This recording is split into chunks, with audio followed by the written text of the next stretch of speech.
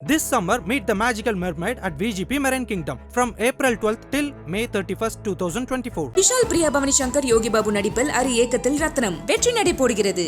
வீட்டுக்கு வீடு வாசப்படி திங்கள் முதல் வெள்ளி வரை மாலை 6:30க்கு உங்கள் விஜயில். நாடாளுமன்ற தேர்தல் 7 கட்டங்களாக நடைபெறும் அப்படின்னு தேர்தல் ஆணையம் சொன்னாங்க. அதன்படி 2 கட்டங்கள் கிட்டத்தட்ட நிறைவடைஞ்சிச்சு. இன்னும் 5 கட்ட தேர்தல் இருக்குது. அதை வெற்றிகரமாக நமக்கு சாதகமாக பயன்படுத்தி கொள்ள வேண்டும் என்பதற்காக ஆளும் கட்சியும் எதிர்க்கட்சியும் தொடர்ச்சியாக விமர்சனங்களை முன்வைத்து பிரச்சாரத்தில் ஈடுபட்டு வருகின்றன. இப்படி பேசிகிட்டு இருக்கும்போது ஆளும் கட்சியும் எதிர்க்கட்சியும் பேசுகிற அந்த பேச்சுகள் மிகப்பெரிய அளவுக்கு பிரிவினையை தூண்டும் விதமாக இருக்கின்றது அப்படின்னு சொல்லி இரு தரப்பிலுமே பரஸ்பர குற்றச்சாட்டுகளை தேர்தல் ஆணையத்தில் முன்வைத்திருக்கிறார்கள். அதில் குறிப்பாக ராஜஸ்தானில் பிரதமர் மோடி பேசுனது மிகப்பெரிய அளவுக்கு சர்ச்சையை உண்டாக்கியது. அதில் குறிப்பாக காங்கிரஸ் மீண்டும் ஆட்சிக்கு வந்தால் தாலியை கூட விட்டு வைக்க மாட்டாங்க அப்படின்னு சொன்னது வந்து மிகப்பெரிய அளவுக்கு கடுமையாக கொந்தளிப்பை ஏற்படுத்தியது காங்கிரஸ் மத்தியில். இருவேறு தரப்பிலும் குற்றச்சாட்டுகள் முன்வைக்கப்பட்டிருக்கு. அதில் குறிப்பாக பாஜக தரப்பில் என்ன குற்றச்சாட்டை தேர்தல் ஆணையத்தில் முன் வச்சிருக்காங்கன்னா, ராமர் கோவில் பிராண பிரதிஷ்டை செய்யும் பொழுது எனக்கு அழைப்பு விடுக்கவில்லை அப்படின்னு மல்லிகார்ஜுன் கார்கே சொல்லியிருக்கிறாரு. பழங்குடியினத்தைச் சேர்ந்தவர் என்பதற்காக திரௌபதி முர்மு அவர்களுக்கு அழைப்பை விடுக்கவில்லை பாஜக அப்படின்னு சொல்லியிருக்கிறாரு. வடக்கு தெற்கு என்று ராகுல் காந்தி பிரித்து பேசுகிறார், பிரிவினையை ஏற்படுத்தும் விதமாக இருக்கிறது அப்படின்னு சொல்லி பாஜக குற்றச்சாட்டை முன் வச்சிருக்கிறாங்க. தேர்தல் ஆணையம் என்ன சொல்லியிருக்குன்னா, 29ஆம் தேதி வரைக்கும் காலக்கெடு கொடுத்து 11 மணிக்குள்ளே நீங்கள் 2 பேருமே வந்து பதிலை சொல்லணும், இதற்கான விளக்கத்தை கொடுக்க வேண்டும்னு சொல்லியிருக்கு. இதெல்லாம் தாண்டி எந்த ஒரு சூழலிலும் நீங்கள் பொறுப்பை உணர்ந்து பேச வேண்டும், முக்கியமான தரவுகளாக இருக்கிறீர்கள், நீங்கள் தான் பொறுப்பை உணர்ந்து பேச வேண்டும் அப்படிங்கிற அறிவுறுத்தலையும் தேர்தல் ஆணையம் கொடுத்திருக்கு. இது மட்டும் இல்லாமல் வர இருக்கின்ற அடுத்தடுத்த கட்ட தேர்தலில் களம் எப்படி இருக்கிறது என்பது குறித்தும் பேசுவதற்காக நம்மோடு 3 விருந்தினர்கள் இணைந்திருக்கிறார்கள். வலதுசாரி சிந்தனையுடைய திரு VS ராமன் அவர்கள், பத்திரிகையாளர் சுகுணா திவாகர் அவர்கள், காங்கிரஸ் கட்சியைச் சேர்ந்த SRS இப்ராஹிம் அவர்கள். எல்லாருக்கும் அன்பான வணக்கம். வணக்கம். யாருமே யாரையும் புண்படுத்தாத வகையில் தான் தேர்தல் பிரச்சாரங்கள் இருக்கணும் அப்படின்றது தான் பொதுமக்களுடைய கருத்தும் கூட. அப்படி இருக்கும் பொழுது இது போன்ற நேரங்களில் ஒரு பிரிவினையை ஏற்படுத்தும் விதமாக பேசுவது எந்த விதத்தில் ஏற்புடையது? பிரதமர் நரேந்திர மோடி பேச்சு வந்து தெரியும், அதற்கு எதிர்வினை காங்கிரஸும் ஆற்றியிருக்காங்க. இதெல்லாம் தவிர்த்திருக்கலாமோ? திருக்குறளில் சொல்லுவாங்க, யாகாவாராயினும் நாகாக்கன்னு சொல்லுவார். பொதுவாக அரசியல் 20 ஆண்டுகளுக்கு முன்னால் பார்த்தீங்கன்னா அரசியல் வந்து பண்பாடு இருக்குது, நாகரிகம் வந்து மேடை பேச்சு இருக்குது. அதாவது பார்த்திங்கன்னா பெருந்தலைவர் காமராஜர் காலத்திலலாம் பார்த்தீங்களா, காமராஜர் தோல்வி சட்டமன்ற தேர்தலில் தோற்றவர்னா திமுககாரங்க வந்து பட்டாசு வெடிக்கிறாங்க அவருக்கு வீட்டு முன்னால். காங்கிரஸ்காரங்க கேட்குறாங்க, என்ன ஐயா உங்கள் வீட்டு முன்னால் பட்டாசு வெடிக்கிறீங்களா? அவர் கேட்பாரு, ஏன்டா நீ வெட்டி அடையும் போது கொண்டாடுறனால, அப்போ அவங்க வெட்டி அடையும் போது கொண்டாடுறனால எல்லாம் தப்பு இருக்குது, அவங்க வெட்டி அடைஞ்சது கொண்டாடுறா இல்லை, நமக்கு எதுக்கு தேவையில்லாமல் பண்பட்ட அரசியலாக இருக்கும். அந்த மாதிரி ஒரு பண்பாடு மிக்க ஒரு பாரம்பரிய அரசியல்வாதி இன்னும் ஒரு குடும்பத்தில் எத்தனை பேர் இருக்கிறாங்க. இப்போ மோகன் குமாரமங்கலம், ரங்கராஜன் குமாரமங்கலம் எவ்வளோ பேர் இருக்கிறாங்க. வந்து பால் தாக்கரே, இப்போ உத்தவ் தாக்கரே, ஸோ அந்த ஒரு பாரம்பரிய 3-4 தலைமுறை ரன் பண்ணக்கூடிய இந்தியாவில் அரசியலும் இருக்கிறாங்க. ஆனால் கடந்த ஒரு 15 ஆண்டுகளாக பார்த்தீங்கன்னா கழுது தேஞ்சு கட்டெரும்பு தெரிஞ்ச மாதிரி தனி மனித விமர்சனம் தான் இன்னைக்கு உச்சக்கட்டத்தில் இருக்குது. இல்லை, தனி மனித விமர்சனம் தாண்டி ஒட்டுமொத்தமாக ஆளுகின்ற கட்சி எதிர்கட்சியை கடுமையான விமர்சனம் முன்வைக்கிறது இல்லை. விமர்சனம் 1000 இல்லை, காரணம் என்ன சொல்லியிருக்கிறாங்க? இல்லை தேர்தல் அறிக்கையில் என்ன சொல்லியிருக்கிறாங்களோ அதை ஒட்டித்தான் அவர் வந்து விமர்சனம் பண்ணியிருக்கிறாரா அப்படின்றதே ஒரு கேள்விதான். இல்லை, அதாவது உங்களுக்கு தமிழ்நாட்டில் பார்த்தீங்கன்னா சிதம்பரம் சட்டமன்ற தொகுதி, பார்லிமெண்ட் தொகுதி, விழுப்புரம் பார்லிமெண்ட் தொகுதியெல்லாம் பார்த்தீங்கன்னா ஒரு அங்கே அதில் தமிழ்நாட்டை சேர்ந்த ஒரு அரசியல் தலைவர் என்ன சொல்கிறாருன்னா, பாரதிய ஜனதா கட்சி இனிமேல் மத்தியில் ஆட்சிக்கு வந்துன்னா சிறுபான்மை மக்களுடைய கோயிலெல்லாம் அடித்து உடைப்பாங்கன்னு சொல்கிறாங்க. அதே போல் தமிழ்நாடு திமுகவுடைய ஆட்சியில் அமைச்சர்களும் சரி திமுக சேர்ந்த தலைவர்களும் பார்த்தீங்களா இஸ்லாமியருடைய நிகழ்ச்சியில் போய் நின்றுக்கிட்டு ஹிந்து தெய்வங்களையும் ஹிந்து மதத்தையும் துவம்சம் பண்ணுறாங்க. அது மாதிரி மதுரை மீனாட்சி அம்மனை வந்து அடியே அந்த அண்ணாதுரை பேசினது, அது மாதிரி ஸ்ரீரங்கம் கோயிலை வெடிச்சு தாக்குறப்பன்னு சொல்கிறது, அப்புறம் தெரியல நடராஜர் கோயிலை வெடிச்சு தாக்குறப்பன்னு சொல்கிறது வந்து, அதே போல் ஆண்டாள் விபச்சாரி என்று சொன்னவர் கவிஞர் வைரமுத்து. ஸோ இந்த மாதிரி நிறைய தலைவர்கள்லாம் பார்த்திங்கன்னா ஒரு குறிப்பிட்ட இனத்தை திருப்திப்படுத்துக்காக அங்கே போய் ஏதாவது ஒன்று பேசுகிறது. இப்போ அப்படிலாம் பேசும்போது அது மதவாதம் இல்லையா? அப்போ எது மதவாதம் என்பால் வந்து இந்தியாவில் வந்து கிட்டத்தட்ட 142 கோடி மக்களுக்கு இருக்கிறாங்க, 80% பெரும்பான்மை ஹிந்துக்கள் இருக்கிறாங்க. அப்படிப்பட்ட இடத்துல வந்து இது மதசார்பற்ற நாடுன்னு நீங்கள் சொல்கிறீங்க. ஆனால் ஒரு குறிப்பிட்ட சமூக மக்களுடைய வாக்குகளை பெறுவதற்காக என்ன பண்ணுறீங்கன்னா, அவங்கள பெற்று எவ்வளோ தாஜா பண்ணி அவங்கள குளிப்பாட்டதுக்காக இன்னொரு சமூகம் நம்பிக்கை வச்சக்கூடிய தெய்வங்களை பழித்து பேசுவது, அவங்களுடைய கலாச்சார பண்பாடுகளை பழித்து பேசும்போது தான் அந்தந்த அரசியலமைப்பு சார்ந்தவர்கள் பிரச்சனையை உருவாக்குறாங்க. இன்றைக்கி பிரதமர் மோடி அவர்கள் ராஜஸ்தானில் பேசினது இன்றைக்கி எல்லாருக்குமே பெரிய சர்ச்சையாக இருக்குது. இன்றைக்கி நீங்கள் பேப்பரில் கூட பார்த்துருக்கீங்களா, ஆல் இண்டியா காங்கிரஸில் மல்லிகார்ஜுன கார்கே என்ன சொல்லியிருக்காருன்னா, இந்த விஷயத்தை பொறுத்த வரையிலும் பிரதமர் மோடி அவர்கள் அப்பாயின்மெண்ட் கொடுத்தா நம்ம 2 பேரும் சந்தித்து பேசக்குள்ள மனநிலையை நமக்கு ஏற்படுத்துவோம்னு சொல்கிறாங்க. தேர்தல் அறிக்கையில் என்னென்னலாம் சொல்லியிருக்கேன் அப்படின்றத விளக்குவதற்கு நான் தயாராக இருக்கிறேன். இல்லை அதுக்குள்ளே நிறைய அப்படி பார்த்தால் இன்றைக்கி வந்து கர்நாடகா மாநிலத்தில் காங்கிரஸ் கட்சி ஆட்சியில் இருக்குது. கர்நாடகா மாநிலத்தில் வந்து ஒரு கடையில் வந்து அனுமன் பாடல் பஜனை போட்டதில் அந்த கடைக்காரன் பிடிச்சி வச்சு அடிச்சிருக்காங்க.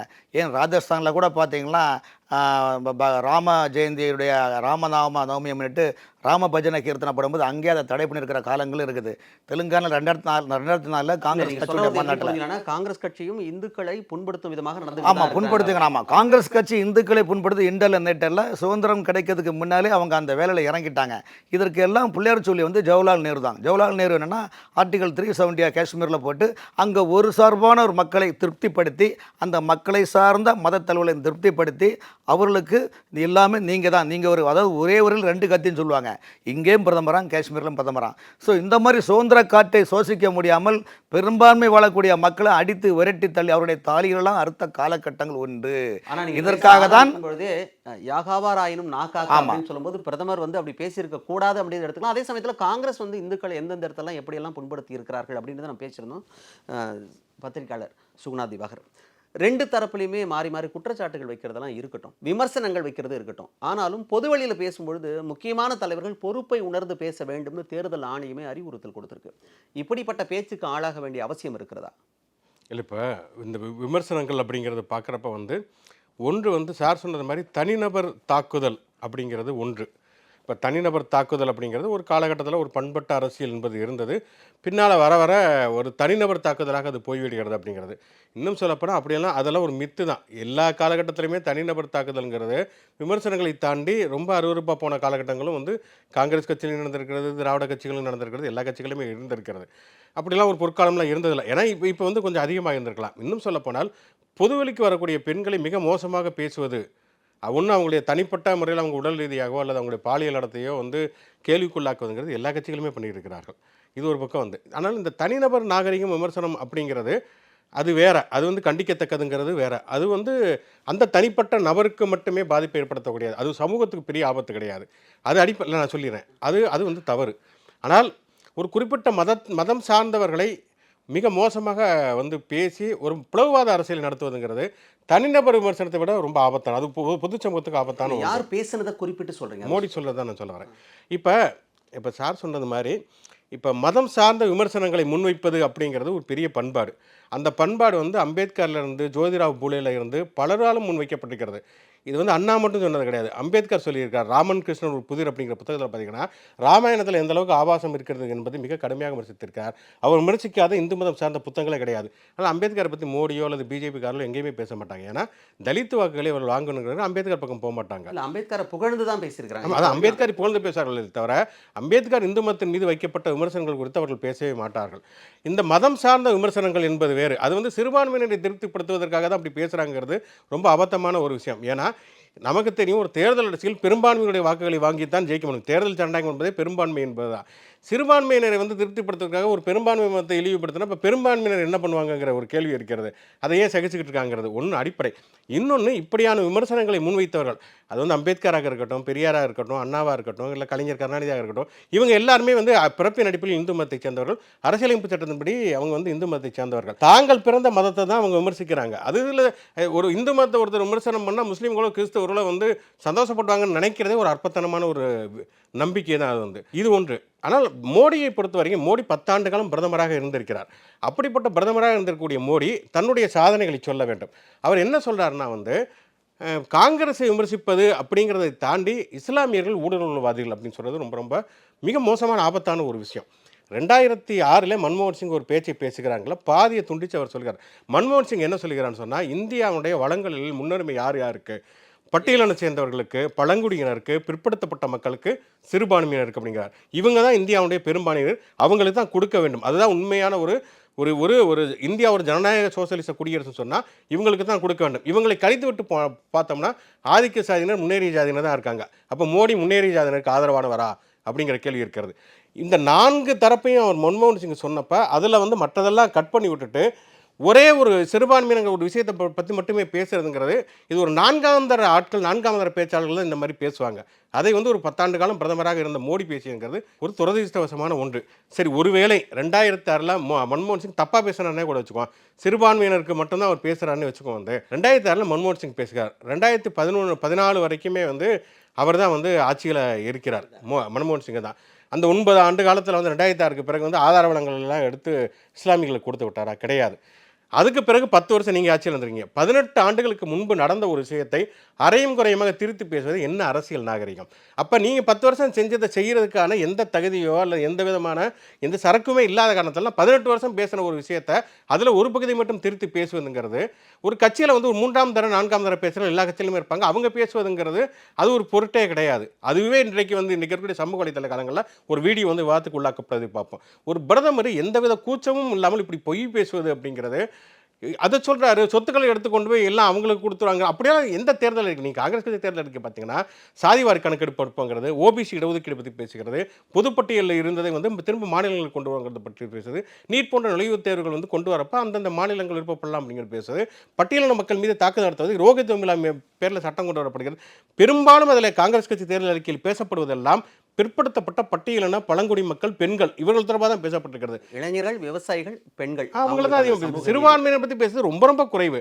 அப்போ நீங்கள் அதெல்லாம் விட்டுட்டு இதை வந்து அவங்க சொல்லாத ஒரு விஷயத்தை தோண்டி சொல்கிறீங்கன்னா, இது வந்து ஒரு விமர்சனம் கூட அல்ல, இது வந்து ஒரு தரம் தாழ்ந்த ஒரு அருவருக்கத்தக்க வெக்கக்கேடான பேச்சு அப்படின்னு தான் சொல்ல முடியும். அது ஒரு பிரதமர் செய்ததுங்கிறது ஜனநாயகத்துக்கான மிகப்பெரிய அவமானகரமான செயலாக தான் நான் பார்க்குறேன். இன்னொரு முக்கியமான ஒரு விஷயத்தை குறிப்பிட்டு சொல்றாரு. கர்நாடகாவில் பொறுத்த வரைக்கும் மத ரீதியிலான இடஒதுக்கீட்டை முன்னெடுத்தது காங்கிரஸ்னு ஒரு குற்றச்சாட்டை முன் வச்சிருக்காரு. சத்தீஸ்கரில் பேசும்போது இந்த வாதத்தை முன் வச்சிருக்கிறார். அதில் என்ன சொல்றாருன்னா, 4 விழுக்காடு இஸ்லாமியர்களுக்கான இடஒதுக்கீடாக இருந்தது, 2 விழுக்காடும் குறைச்சிட்டு மீதி வந்து இடபிள்யூஎஸ், அதாவது பொருளாதார ரீதியில் பின்தங்கியவர்களுக்கான அந்த பட்டியலில் போட்டியிடுவதற்கான வாய்ப்பை காங்கிரஸ் ஏற்படுத்தியது. இது அரசியலமைப்பு சட்டத்திற்கு விரோதமானது, அதை வந்து பாஜக ஆட்சிக்கு வந்த பிறகு துடை தெரிந்ததுன்னு சொல்கிறாரு. இது நடந்தது உண்மைதானே? அவர் என்ன கேட்குறாரு அப்படின்னா, அவங்க எல்லா இஸ்லாமியர்களும் சேர்த்து பட்டியலினத்திற்கு கொண்டு வந்தாங்க காங்கிரஸ்ன்னு சொல்கிறார். ஏன் அரசியலமைப்பை மாற்ற வேண்டும்ங்கிற ஒரு கேள்வியை முன் வச்சிருக்காரு. அம்பேத்கரின் முதுகில் குத்தி விட்டார்கள் அப்படிங்கிறார். இந்த விவகாரத்தில் தான் சொன்னார். இந்த விவகாரம் நான் சொன்னதுல கடைசியா முடிக்கும் பொழுது அம்பேத்கரின் முதுகில் குத்தி விட்டார்கள். அம்பேத்கர் சொன்னது எந்த விதத்திலும் மதத்தின் அடிப்படையில் எங்கேயுமே இடஒதுக்கீடு இருக்கக்கூடாது அப்படின்றத சொன்னாரு. சாதியின் அடிப்படையில் தான் இருக்கணும், அப்பதான் தாழ்த்தப்பட்டவர்களுக்கு, பட்டியலினத்தவர்களுக்கு எல்லாமே போய் சேரும் அப்படின்றத அம்பேத்கர் சொல்லியிருந்தார். அதன் அடிப்படையில் பார்க்கும்போது அப்போ வந்து காங்கிரஸ் வந்து அந்த அரசியலமைப்பு சட்டத்தை மீறி இருக்கிறதோ அப்படிங்கிற ஒரு கேள்வி வரத்தனை செய்யுது. இதில் வந்து அடிப்படையில் ஒரு பொய்யான விஷயம், அம்பேத்கர் மதத்தின் அடிப்படை இடஒதுக்கீடு கூடாதெல்லாம் எங்கேயுமே சொல்லவே கிடையாது. இன்னும் சொல்ல போனால் அம்பேத்கர் பௌத்த மதத்துக்கு மாறுவது அப்படிங்கிற முடிவெடுத்தப்ப பௌத்த மதத்துக்கு மாறிய தலித்துகளுக்கும் இடஒதுக்கீடு வேண்டும் அப்படிங்கிற விஷயத்தையுமே அம்பேத்கர் முன்வைக்கிறார். அது வந்து அன்னைக்கு இருந்த அரசியலமைப்பு சட்டப்படி சாத்தியம் இல்லாதப்ப நிறைய பட்டியலினத்தை சேர்ந்த மக்களுக்கு பௌத்த மதத்தில் மாறுவதில் ஒரு ஊசலாட்டம் இருந்தது. அப்போ அம்பேத்கர் என்ன சொல்கிறாங்க, இல்லை நம்ம மாறலாம், இடஒதுக்கீடுங்கிறத கூட நம்ம 2வது வச்சுக்குவோம், இந்து மதம்ங்கிறது நமக்கு வந்து இழிவை கொடுக்கிறது, எனவே இந்து மதம் என்கிற இழிவை வந்து நாம் நீங்க வேண்டும் சொன்னால் பௌத்த மதத்துக்கு போக வேண்டும் என்று சொல்லி தான் லட்சக்கணக்கான தாழ்த்தப்பட்ட மக்களோட பௌத்தத்துக்கு மாறுகிறார். மத ரீதியிலான இடஒதுக்கீடு வந்து அம்பேத்கர் எதிர்க்கல. மத ரீதியிலான இடஒதுக்கீடு இருக்கக்கூடாதுன்னு அம்பேத்கர் சொன்னதா பிரதமர் மோடி சொல்லியிருக்கிறாருன்றது தான் வாதம். முதல்ல மத அடிப்படையிலான இடஒதுக்கீட்டை அம்பேத்கர் எதிர்த்தார் என்பது ஒரு பொய். அம்பேத்கர் உண்மையிலேயே எந்த அடிப்படையிலான இடஒதுக்கீட்டை எதிர்த்தார்னா பொருளாதார அடிப்படையிலான இடஒதுக்கீட்டை தான் எதிர்த்தார். பிற்படுத்தப்பட்டவங்கிற கேட்டகரி 1951 உருவாகிறது. அது வரைக்கும் வந்து SC/STக்கான இடஒதுக்கீடு மட்டும்தான் இருந்தது. தமிழ்நாட்டில் வந்து பிற்படுத்தப்பட்டவருக்கான இடஒதுக்கீடு கம்யூனல் ஜீவோவில் நீதி கட்சி ஆட்சி காலகட்டத்தில் வந்தது. அது சுதந்திர இந்தியாவில் வந்து செண்பகராஜன் வழக்கில் வந்து இங்கே வந்து ரத்து செய்யப்படுறப்ப தந்தை பெரியார் தலைமையில் மிகப்பெரிய போராட்டம் நடக்கிறப்ப தான் பிற்படுத்தப்பட்டவங்கிற ஒரு கேட்டகரியை உருவாக்கப்படுகிறது. இந்தியாவுடைய முதல் அரசியல் சட்ட திருத்தம் உருவாக்கப்படுகிறது. அப்போ அந்த இடஒதுக்கீடு, பிற்படுத்தப்பட்டவர்களுக்கான இடஒதுக்கீடு அந்தந்த மாநிலங்கள் முடிவு செய்யலாம் அப்படிங்கிற விஷயத்தை கொண்டு வருகிற பொழுது அப்பையும் சரி, அதுக்கு முன்னால் அரசியல் நிர்ணய சபை விவாதங்களின் போது இடஒதுக்கீடுங்கிறத பொருளாதார அடிப்படையும் கொடுக்கலாங்கிற விவாதங்கள்லாம் முன்வைக்கப்பட்ட பொழுது அம்பேத்கர், நேரு 2 பேருமே என்ன இருக்கிறாங்கன்னா, இடஒதுக்கீடு என்பது கல்வி ரீதியாகவும் சமூக ரீதியாகவும் பின்தங்கிய மக்களுக்கு மட்டும் தான் கொடுக்கணுமே தவிர பொருளாதார ரீதியாக கொடுக்கக்கூடாது. ஏன்னா பொருளாதார ரீதியாக ஒருத்தர் எப்போ வேணாலும் மாறலாம், அதனால் வந்து கொடுக்கக்கூடாதுன்னு மறுபடி வலியுறுத்துவார் அம்பேத்கர். அந்த பொருளாதார ரீதியாக கொடுக்கப்பட்ட இடஒதுக்கீட்டை அம்பேத்கருக்கு எதிராக அம்பேத்கரை முதுகில் குத்தி இந்த 10% EWS கொண்டு வந்தது மோடி. மத ரீதியிலான மத அடிப்படையான இடஒதுக்கீடு பற்றி அம்பேத்கர் பேசலை, பொருளாதார அடிப்படையான இடஒதுக்கீட்டை தான் பேசினார்.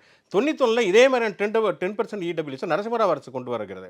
அப்போ உச்சநீதிமன்றம் வந்து அது ஒரு அன்கான்ஸ்டிடியூஷனல் சொல்லி ரத்து செய்தது, அரசியலமைப்பு சட்டத்துக்கு விரோதமானது.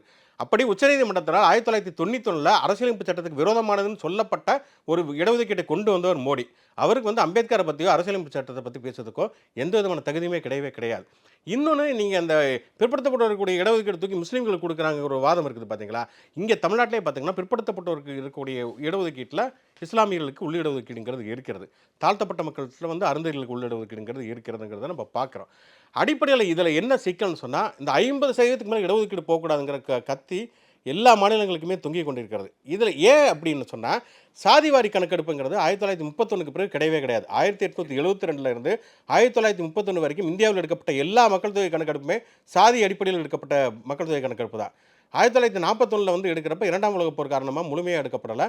அதுக்கு பிறகு இந்தியா சுதந்திரம் அடைஞ்சதுக்கு பிறகு எஸ்சி/எஸ்டிக்கு மட்டும்தான், இன்றைக்கி எஸ்சி/எஸ்டிக்கு வந்து சாதிவாரி கணக்கெடுப்பு உண்டு, பிசிக்கு கிடையாது வந்து.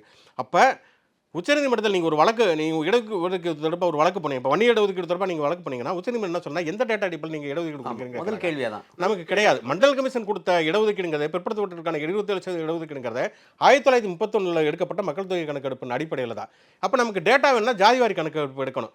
ஓபிசி தாங்க இன்றைக்கி வந்து இந்தியாவில் பெரும்பான்மையினர் வந்து, நீங்கள் எஃப்சி ஒரு பக்கம் எஸ்சி/எஸ்டியை தனியாக எடுத்துக்கிட்டீங்கன்னா கிட்டத்தட்ட 80% மேலே வந்து ஓபிசி தான் இருப்பாங்க. இதர பிற்படுத்தப்பட்ட அவங்க தான் இந்து மதத்திலும் சரி இந்தியாவில் பெரும்பான்மை பார்ப்பாங்க. ஆனால் அவங்களுக்கு 27% இடஒதுக்கீடு தான் கொடுக்குறீங்க. 50% இடஒதுக்கீடுங்கிறதே ரொம்ப தவறான ஒரு விஷயம். இடஒதுக்கீட்டுடைய அளவை அதிகரித்தோம்னா இஸ்லாமியர்களுக்கும் தரலாம், பிற்படுத்தப்பட்டவர்களுக்கும் தரலாம், பட்டியலினும் எல்லாருக்குமே தரலாம். பொருளாதார அடிப்படையில் கிடையாது, சாதி அடிப்படையில், சமூக ரீதியாக, கல்வி ரீதியாக பின்தங்கியவர்களுக்கும் இஸ்லாமியர்களுக்கு கண்டிப்பாக இடஒதுக்கீடு தரணும். ஏன் தரணும்னா, சச்சார் கமிட்டி அறிக்கை எடுத்து பாருங்க, வந்து பிற்படுத்தப்பட்டவரும் பட்டியலின மக்களும் எந்த அளவுக்கு பின்தங்கி இருக்கிறார்களோ அந்த அளவுக்கு தான் இஸ்லாமியர்களும் பின்தங்கி இருக்கிறார்கள். மோடி வந்து எந்த முன்னேறிய சாதியினருக்கு 10% இடபிள்யூஎஸ் கொடுக்குறாரு, அதுதான் அரசியலமைப்பு சட்டத்துக்கு விரோதமானது. அப்போ நீங்கள் சாதிவாரி கணக்கெடுப்பு எடுத்தீங்கன்னா இடஒதுக்கீட்டின் அளவை அதிகரிக்கலாம், இஸ்லாமியர் உட்பட எல்லாருக்குமே தரலாம். இது அரசியலமைப்பு சட்டத்துக்கு விரோதமானது கிடையவே கிடையாது. அப்போ சாதிவாரி கணக்கெடுப்புக்கு குறுக்கே நிற்பவர்கள் யார்? மோடியும் பிஜேபி தான் இது நிற்கிறது. 10% இடபிள்யூஎஸ் வந்து கொடுப்பது யார்? மோடி தான் நிற்கிறார். அப்போ மோடி அரசியலமைப்பு சட்டத்துக்கு விரோதமாக இருக்கிறார், அம்பேத்கருடைய முதுகலை குத்துகிறார், பிற்படுத்தப்பட்ட பட்டியலின பழங்குடியின மக்கள் எல்லாருக்கும். உண்மையில் அவர் இஸ்லாமியர்களுக்கு எதிராக இருக்கல, அவர் பெரும்பான்மையான இந்து மக்களுக்கு அவர் எதிராக இருக்கிறார். அவங்கள வந்து ஏமாத்துறது தெரியக்கூடாதுங்கிறதுக்காக தான் இஸ்லாமியர்களுக்கு எதிராக அவரை தூண்டி விடுகிறார். அவங்க சொத்தை எடுத்துருவாங்க அப்படின்னு கொடுக்குறார். உண்மையிலேயே பிற்படுத்தப்பட்ட பட்டியலின பழங்குடி மக்களுடைய அவர்களுக்கு சேர வேண்டிய எல்லா விஷயங்களையும் எடுத்துக்கொண்டு வந்து முன்னேறிய ஜாதியினருக்கு கொடுப்பது, அந்த மோசடியை செய்வது மோடி தான். ஐபிசி தமிழை பொறுத்த வரைக்கும் எல்லாருக்கும் எல்லாமே கிடைக்கணுன்றதான் நோக்கம். நீங்கள் இவ்வளோ தூரம் சொன்னதுனால தெளிவுக்காக ஒரு நெறியாளராக ஒரு சந்தேகம் தான். 10 விழுக்காடு பொருளாதாரத்தில் பின்தங்கியவர்களுக்கு இருக்குது அப்படின்னா, யாருக்கேனும் கொடுத்த அந்த இடத்தை அபகரித்து அந்த பொருளாதாரத்தில் பின்தங்கியவர்களுக்கு போகிறதா அப்படின்னு ஒரு கேள்வி இருக்குது.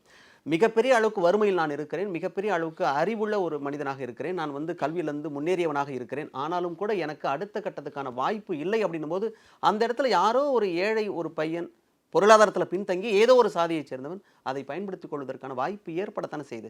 அது தவறாக இருக்கா? எங்கேயாவது எடுத்துட்டு இது கொடுக்குறாங்களா அப்படின்ற ஒரு கேள்வி இருக்குல்ல. நம்ம கண்டிப்பாக ஏதாவது ஒரு இடத்த, ஏன்னா உங்களுக்கு இடஒதுக்கீட்டுடைய உச்சவரம்பு 50%ங்கிறப்ப நீங்கள் 10% இடபிள்யூஎஸ்ங்கிறது எங்கேருந்து வரும்? அந்த 50% இடஒதுக்கீட்டுள்ள தானே வரும். அந்த 10% இடபிள்யூஎஸ் கொடுக்குறப்ப அதில் வந்து பிற்படுத்தப்பட்ட பட்டியலின பழங்குடி மக்களோட ஏதோ ஒரு இடம் பறிபோகும். ரெண்டாவது விஷயம், இந்த பொருளாதார அடிப்படையில் முதல்ல வந்து பொருளாதார அடிப்படை அப்படிங்கிறது அரசியலமைப்பு சட்டம் ஏற்றுக்கொள்ளவில்லை. ஏன்னால் பொருளாதார அடிப்படைங்கிறது எந்த காலகட்டத்திலும் ஒரே மாதிரி இருப்பது கிடையாது. ஆண்டாண்டு காலமாக கல்வி மறுக்கப்பட்ட, வேலைவாய்ப்பிலும் அரசியல் அதிகாரத்திலும் மறுக்கப்பட்டவர்களுக்கு தான் இடஒதுக்கீடு என்பது. கல்வி இது ஒருத்தர் வறுமையாக இருக்கக்கூடியவர்களோட வேறு வகையில் முன்னேறுவதற்கான வாய்ப்பு இருக்குது. இன்றைக்கி ஏழையாக இருக்கும், நாளைக்கு பணக்காரராக மாறலாம். அம்பேத்கருடைய முதல் புத்தகம் 1916 வந்து இந்தியாவில் சாதிகளை என்ன சொல்கிறாருன்னா, கேஸ் இஸ் என்க்ளோஸ்டு கிளாஸ்ங்கிறார். ஜாதி என்பது தனக்குத்தானே கதவடித்து கொண்டு ஒரு வர்க்கம். ஒருத்தர் வந்து ஒருத்தர் வந்து ஒரு வர்க்கத்திலேருந்து இன்னொரு வர்க்கத்துக்கு போகலாம், ஏழையாக இருந்த ஒரு பணக்காரன் மாறலாம். ஆனால் நீங்கள் வந்து ஒரு எஸ்சியாக இருக்கக்கூடிய ஒரு பிராமினை மாறிட முடியுமா? முடியாது.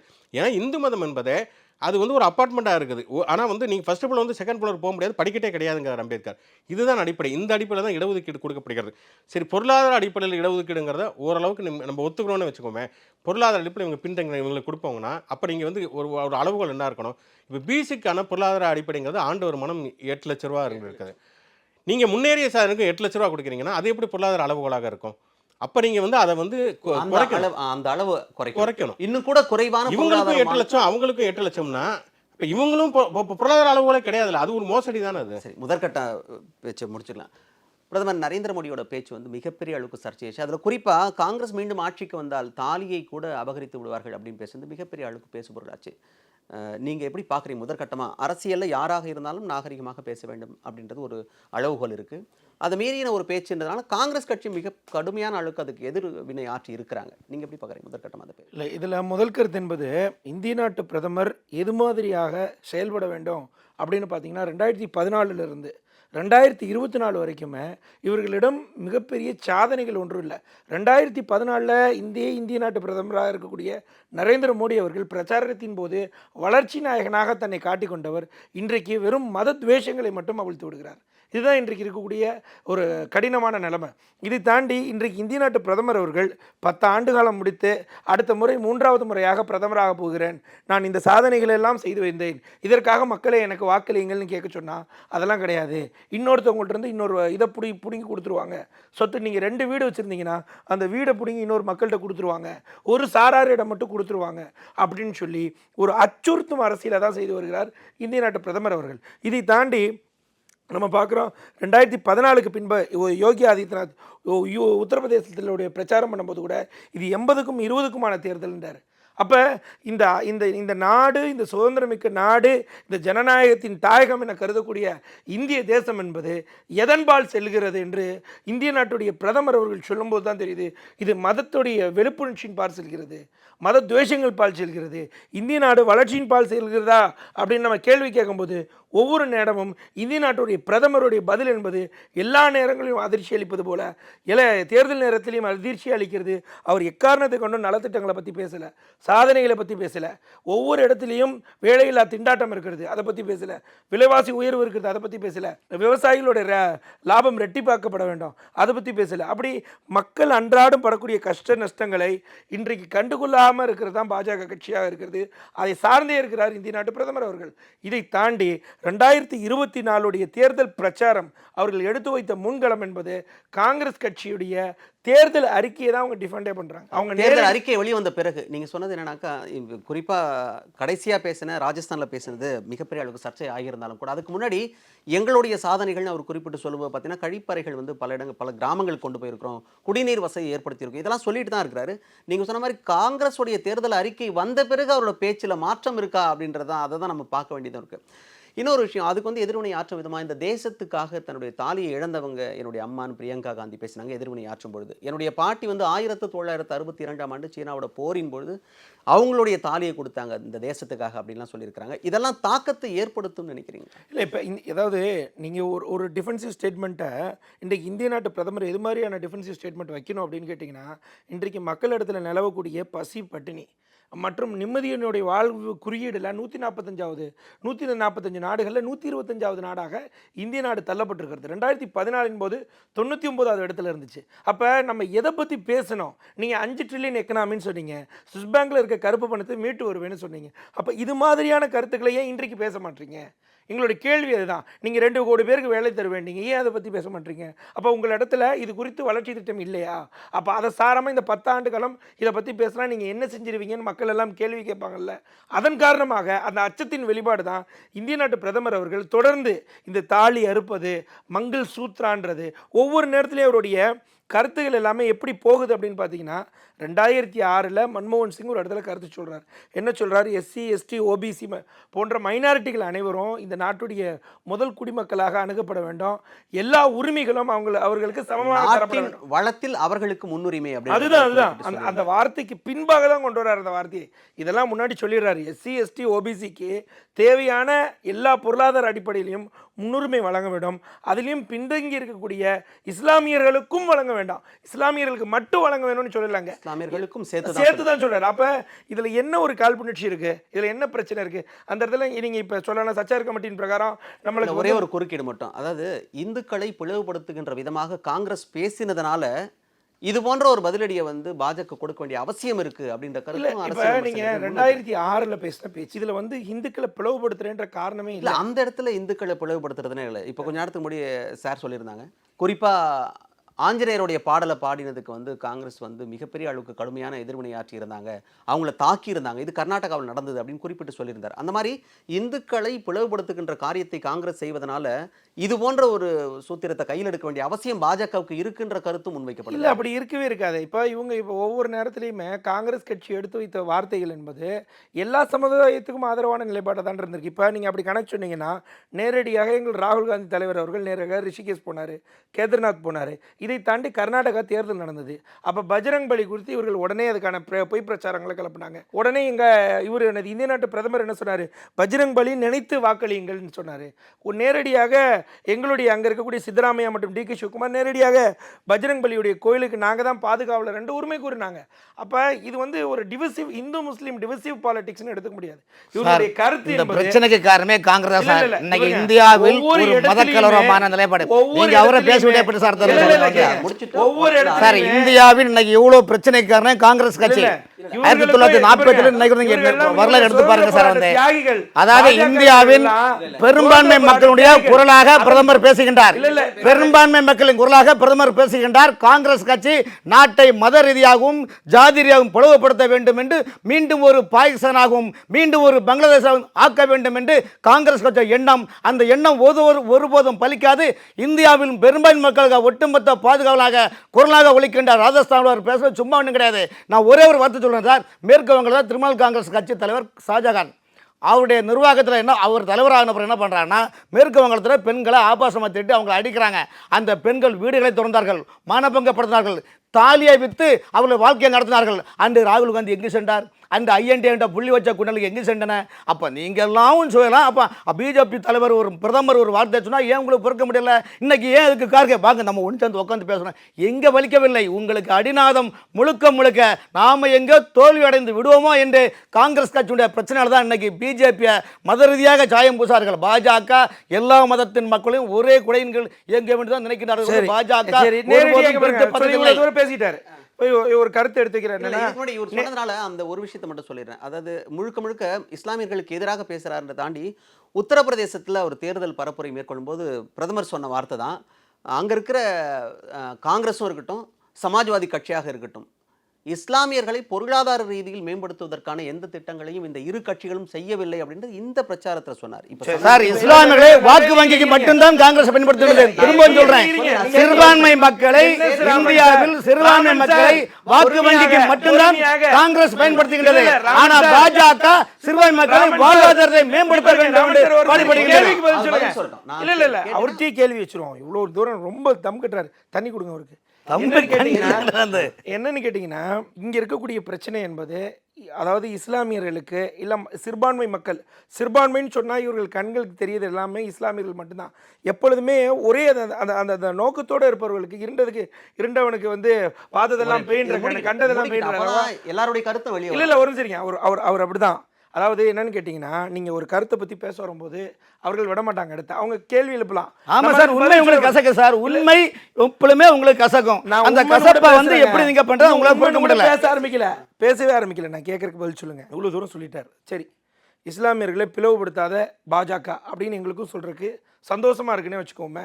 ஒரு சக இந்தியனா, இதே இந்திய நாட்டுடைய பிரதமர் நரேந்திர மோடி, எனக்கும் அவர் இந்திய நாட்டு பிரதமர் தான். அதே கொள்கையோடு நான் சொல்றேன், நீங்க என்ன பிரச்சனை உங்களுக்கு, எதற்கு நேரடியாக இந்திய நாட்டுடைய காங்கிரஸ் கட்சியுடைய தேர்தல் அறிக்கை வரும்போது முஸ்லீம் லீக் என்று சொல்றீங்க, இன்ஃபில்ட்ரேட்டர்னு சொல்றீங்க. சரி, என்ற வார்த்தையை பயன்படுத்தி மதவாதம் இல்லையா? பிஜேபி மதவாதம். ஆனா காங்கிரஸ் ஒரு இஸ்லாமிய கட்சிகள், ஒரு கிறிஸ்தவ மத கட்சிகள், அது மதவாதம் இல்லையா? சொல்ல மாட்டேன் நானு. அதுக்கப்புறம் நீங்க உங்களுக்கான நேரம் எடுத்து பேசுங்க. என்னன்னா காங்கிரஸ் உடைய தேர்தல் அறிக்கையை பார்க்கும்போது முஸ்லீம் லீக் பார்வை இருக்கிறது அப்படின்னு சொல்லியே ஒரு அண்டா பால்ல ஒரு சொட்டு தான் பேசும். அதுதான் ஒரு விஷயத்தை கரெக்டா கலக்கும் பாஜக. அந்த இல்லை, அந்த விஷயத்தை தான் காங்கிரஸ் தேர்தல் அறிக்கையாக சிறுபான்மை மக்களுடைய வாக்குகளை குறைப்பதற்காக அவங்க பண்றாங்க. ஒரு சொட்டு விஷயத்தை கருத்து சொன்ன பிறகு எதிர்கருத்து நீங்க வைக்கும்போது சரியா போய் சேரும். ராஜஸ்தான்ல அவர் பேசுறது அங்குள்ள பெண்களுக்கு தெரியும் சார். ராஜஸ்தான்ல ஒரு இந்துக்கள் ஒவ்வொருத்தரும் எவ்வளவு பாதிக்கப்பட்டிருக்காங்க. 1912ஆம் ஆண்டுல அங்க என்ன நடந்து உங்களுக்கு தெரியுமா? கோரி மன்னனை அந்த இது மன்னர் வந்து பிரச்சனை பண்ணாருன்னா அதுல இருந்து அங்க முழுக்க போரிடுறது முகமது, அக்பர், பாபருடைய வரலாறு எடுத்து பாருங்க. அவ்வளவு பேரும் அந்த ராஜபுத்திர பெண்களை வந்து கலப்பு திருமணம் பண்ணது. அங்க வந்து தீக்குளிப்பு யார் நடந்தது? புருஷோத்தம் ரூபாய் மிகப்பெரிய அதிர்ச்சியா இந்து ராஜாக்கள் தீக்குளிப்புக்கு ஒட்டுமொத்த குளிப்பு குளித்து நாங்கள் உயிரை மாற்றோம் என்று சொன்னது மகளிருடைய ஆட்சிதான் சார். வந்து சுல்தான்களின் ஆட்சிதான் காரணம். ஆகவே தான் ராஜஸ்தானில் நாளைக்கு வரக்கூடிய பிரச்சனை முன்னாடி அவர் யானை வரும் பின்னே மணி ஓசை வரும் முன்னே என்று பிரதமர் அசரீராக ஒலிக்கின்றார். இதை ஏன் உங்களுக்கு பொறுத்து முடியல? பத்திரிகையாளர் ரொம்ப நேரமா இல்ல ஒரு இந்த கருத்துக்கு மட்டும் பதில் கருத்து வைக்கணும்ல. எனக்கு இடம் இல்லாம போடுமா? இல்ல ஒரு நிமிஷம் இருங்க. இதுக்கு பதில் கருத்து மட்டும் ஒரே ஒரு கேள்வி. சார் உங்களுக்கு இந்தியா முழுவதும் காலியிடம் உள்ளது, பார்லிமெண்ட்ல உங்களுக்கு காலியிடம் உள்ளது சார். இந்த கருத்து மட்டும் கேட்கணும், வேற ஒண்ணும் இல்ல. நீங்க நேரடியாக எல்லா மக்களுக்குமான தலைவர் என்று இந்திய நாட்டு பிரதமர் சொல்றீங்க, அப்படிதானே? ஒரு கேளுங்க சார். அதான் சொல்லிட்டாரு. சரி சொல்லிட்டார்ல. நான் இப்ப என்ன கேட்கிறேன், கிட்டத்தட்ட 2003 சம்பவம் உங்களுக்கு எல்லாம் தெரியும், குஜராத்துடைய கலவரம். அதற்கு பின்பாக அதே பாஜக ஆட்சியில் இன்றைக்கு மணிப்பூர் கலவரம் 2002. அதுதான். அப்படி இருக்கிற நிலைமையில நான் என்ன கேட்குறேன், அதுவும் பாஜக ஆட்சியில், இதுவும் பாஜக ஆட்சியில் நான் என்ன கேட்குறேன், உங்களுடைய இந்திய நாட்டு பிரதமர், என்னுடைய இந்திய நாட்டு பிரதமராக இருக்கட்டும், இன்றைக்கு 300 தேவாலயங்கள் அளிக்கப்பட்டு பல சம்பவங்கள் மணிப்பூரில் நடைபெற்றிருக்கிறது. இன்றைக்கு இது குறித்து ஏமா நீங்கள் இந்த இரு சமுதாயத்துக்கு இடத்துல மிகப்பெரிய பிரச்சனை நடந்து முடிந்திருக்கிறது. இன்றைக்கு வரைக்கும் நேரடியாக மணிப்பூரை கள ஆய்வு செய்தாரா இந்திய நாட்டு பிரதமர்? அந்த பிரச்சனைக்கு காங்கிரஸ் தான் காரணம். அந்த பிரச்சனைக்கு ஹிண்டன்பர்க்கும் பிபிசியும் ஐரோப்பிய முஸ்லிம் அழைத்து வந்து காங்கிரஸ் புலி கண்டது. 5 கட்டமாக எதற்கு தேர்தல் நடத்துகிறீர்கள்? ஆமா, பிரச்சனை வரல, சட்ட ஒழுங்கு பிரச்சனை வரும், பாதுகாப்பு பிரச்சனை இருக்குது, ஈரான் பிரச்சனை இருக்குது. பிரச்சனை கிடையாது, பிரச்சனைக்கு நீங்க தான் காரணம் சார். சட்டமன்ற தேர்தல் நடத்துனீங்களா? ஜம்மு அண்ட் காஷ்மீர்ல உங்களால சட்டமன்ற தேர்தல் நடத்த முடியுதா? அப்ப நடத்த முடியாத அளவுக்கு நடக்கும். நீங்க வழியை விட்டு கொடுங்க. நீங்க அதுக்கு முன்னாடி ஆர்டிகல் 370ல பிரச்சனை, அங்க நின்னா பிரச்சனை, தும்மனா பிரச்சனை, ஒரு டீ குடிச்சா பிரச்சனை, நின்னா பிரச்சனை, அரண்டோங்கிறது 2 கிலோ உங்களுக்கு ஏன் பேய்? நீங்க மேட்டர் ஃப்ரீயா விடுங்க சார். வழியை பாதுகாக்க முடியும் சொல்லுங்க. மிருகபலத்தோட இருக்கிறோம் 103 பேர். எதிர்க்கட்சியே இல்லையான்னு பிரதமர் சொல்றாரு. கண்ணு கேட்ட தூரம் எதிரியே இல்ல சார். சர்ச்சை பேச்சு மட்டுமே இங்கே நம்ம பேச போகிற கலைச்சூழலுக்கு இது மட்டுமே உகந்ததா இல்லை. இன்னும் வந்து 5 கட்ட தேர்தல் நடக்க போகிறது இருக்குது. அதுக்கிடையில் என்னென்ன விஷயங்கள்லாம் முன்னெடுக்கணும் அப்படின்னு ஆரம்பத்திலே வந்து பத்திரிகையாளர் தெளிவாக சொன்னார். யாராக இருந்தாலும் கூட யாருமே காயப்படாமல் பேசணுன்றது தான். சரி, அது விட்டுரும். இப்போ அடுத்த கட்டமாக இந்த ஆட்சியை யாராவது பிடிக்க வேண்டும், நான் பிடிக்க வேண்டும் அப்படின்னு அதே ஆட்சியை அப்படியே தக்க வச்சுக்கணும் அப்படின்னு நினைக்கிறாங்க. எதிர்த்தரப்புல வந்து எப்படியாவது ஆட்சியை பிடிக்க வேண்டும் தான் நினைக்கிறாங்க. இப்போது இருக்கிற கள சூழலுக்கு என்னென்ன விஷயங்களை சொல்லி அவங்க வாக்கு கேட்கணுமோ அதை மட்டும் தான் பண்ணணும், கூடுதலாக வேறு எதையுமே பேசக்கூடாது அப்படின்னு தான் நிலைப்பாடு. ஆனால் ஆமாம், அதை தான் சொல்லியிருக்காங்க. ஆனால் அதை யாருமே செய்யறதில்லைன்றதான் குற்றச்சாட்டு. அதெல்லாம் விட்டுரும். சரி, இப்போ இருக்கிற சூழலுக்கு பாஜகவுடைய பலத்தை அப்புறப்படுத்த வேண்டும் அப்படின்னா காங்கிரஸ் என்னென்ன முன்னெடுப்புலாம் இப்போ எடுத்துக்கிட்டு இருக்கு, இது போதுமானதாக இருக்கிறது? இல்லை, இப்போ ஆக்சுவலாக வந்து பிஜேபி வந்து முதல்ல வந்து 400 சீட்டு ஜெயிப்போம், இப்போவே 370 சீட்டு ஜெயிப்போம், 370 வரைக்கும் சொல்கிறாங்க. ஆனால் அவங்கள பொறுத்த வரைக்கும் அந்த உறுதியாக சொல்லிட்டு இருந்தாங்க இல்லையா, கிட்டத்தட்ட ஒரு வருஷம் 2 வருஷத்துக்கு முன்னாடி அவங்க சொன்னதுங்கிறது இப்போ அந்த உறுதி கொஞ்சம் முன்பே ஒரு கருத்து கணிப்பில் கூட 400 கூட்டல் தான் வரும். நிறைய இந்த கருத்து கணிப்புகள் வந்து ஒவ்வொருத்தருடைய சார்புக்கு ஏற்ற மாதிரி வருகிறது. அதில் எவ்வளோ தூரம் நம்பகத்தன்மை இருக்கிறது என்பது இப்போ வேற. அது கருத்து கணிப்பு வந்து குடிசை தொழில் மாதிரி மாறிடுச்சு. அதை விட்டும் ஒரு பக்கம் என்னன்னா வந்து அந்த குரலில் இருந்த உறுதிங்கிறது கொஞ்சம் கொஞ்சமாக வந்து பிரதமர் மோடியாக இருக்கட்டும், அமித்ஷாவாக இருக்கட்டும், பிஜேபியுடைய குரலில் வந்து ஒரு பதற்றமும் நடுக்கமும் தெரிகிறதுங்கிறத நான் பார்க்குறேன். என்ன காரணம் அப்படின்னு சொன்னால், முதல்ல இந்தியா கூட்டணி ஒன்று உருவாகாதுன்னு நினச்சிட்டு இருந்தாங்க. ஒன்று உருவாயிருச்சு. உருவானதுக்கு பிறகு பிரச்சனைகள் வரும். பிரச்சனைகள் சின்ன சின்ன பிரச்சனைகள். இப்போ மேற்கு வங்கத்தில் பிரச்சனைகள் இருக்குது, கேரளாவில் இருக்கிறது. இருந்தாலும் இதெல்லாம் தாண்டி சமாஜ்வாடியோடையோ ஆம் ஆத்மியோட சீட் ஷேரிங்லாம் நடந்து முடிஞ்சு வந்துருச்சு. முதல் கட்ட தேர்தல் வாக்குப்பதிவுமே அவங்களுக்கு பெரிய அளவில் சாதகமாக இல்லை அப்படிங்கிற மாதிரி தான் தெரிகிறது. திரிணாமுல், ஆம் ஆத்மி பஞ்சாப்ல தனியாக தான் நிற்கிறாங்க அப்படின்னு. இல்லை, அதான் பிரச்சனைகள் இல்லைன்னு சொல்ல, பிரச்சனைகள் இருக்கிறது. ஆனால் வந்து வயநாட்டில் தீவிரவாதி பிரச்சாரம் பண்றாங்க, ஓட்டு போடாங்க, மாவோயிஸ்ட் பிரச்சாரம் பண்றாங்க, கம்யூனிஸ்ட் எம்எல்ஏ காங்கிரஸ் எவ்வளவு கேவலமா திட்டுறாங்க, ஜீன்ஸ் தெரியலன்னு சொல்றாங்க. முதல்ல சிபிஎம்முக்கும் மாவோயிஸ்டுக்கும் என்ன வித்தியாசம் தெரிஞ்சுக்க. நீங்க மாவோயிஸ்டுகள் வந்து இந்த தேர்தலில் மட்டும் இல்ல, தேர்தல் புறக்கணிப்புங்கிறது அவங்களுடைய அடிப்படையான நிலைப்பாடு. துப்பாக்கி வந்து மக்கள்கிட்ட வீடுவா பிரச்சாரம் பண்றாங்க சார், டோர் கேன்வஸ் பண்றாங்க, ஓட்டு போடாது, ஓட்டு போடாது.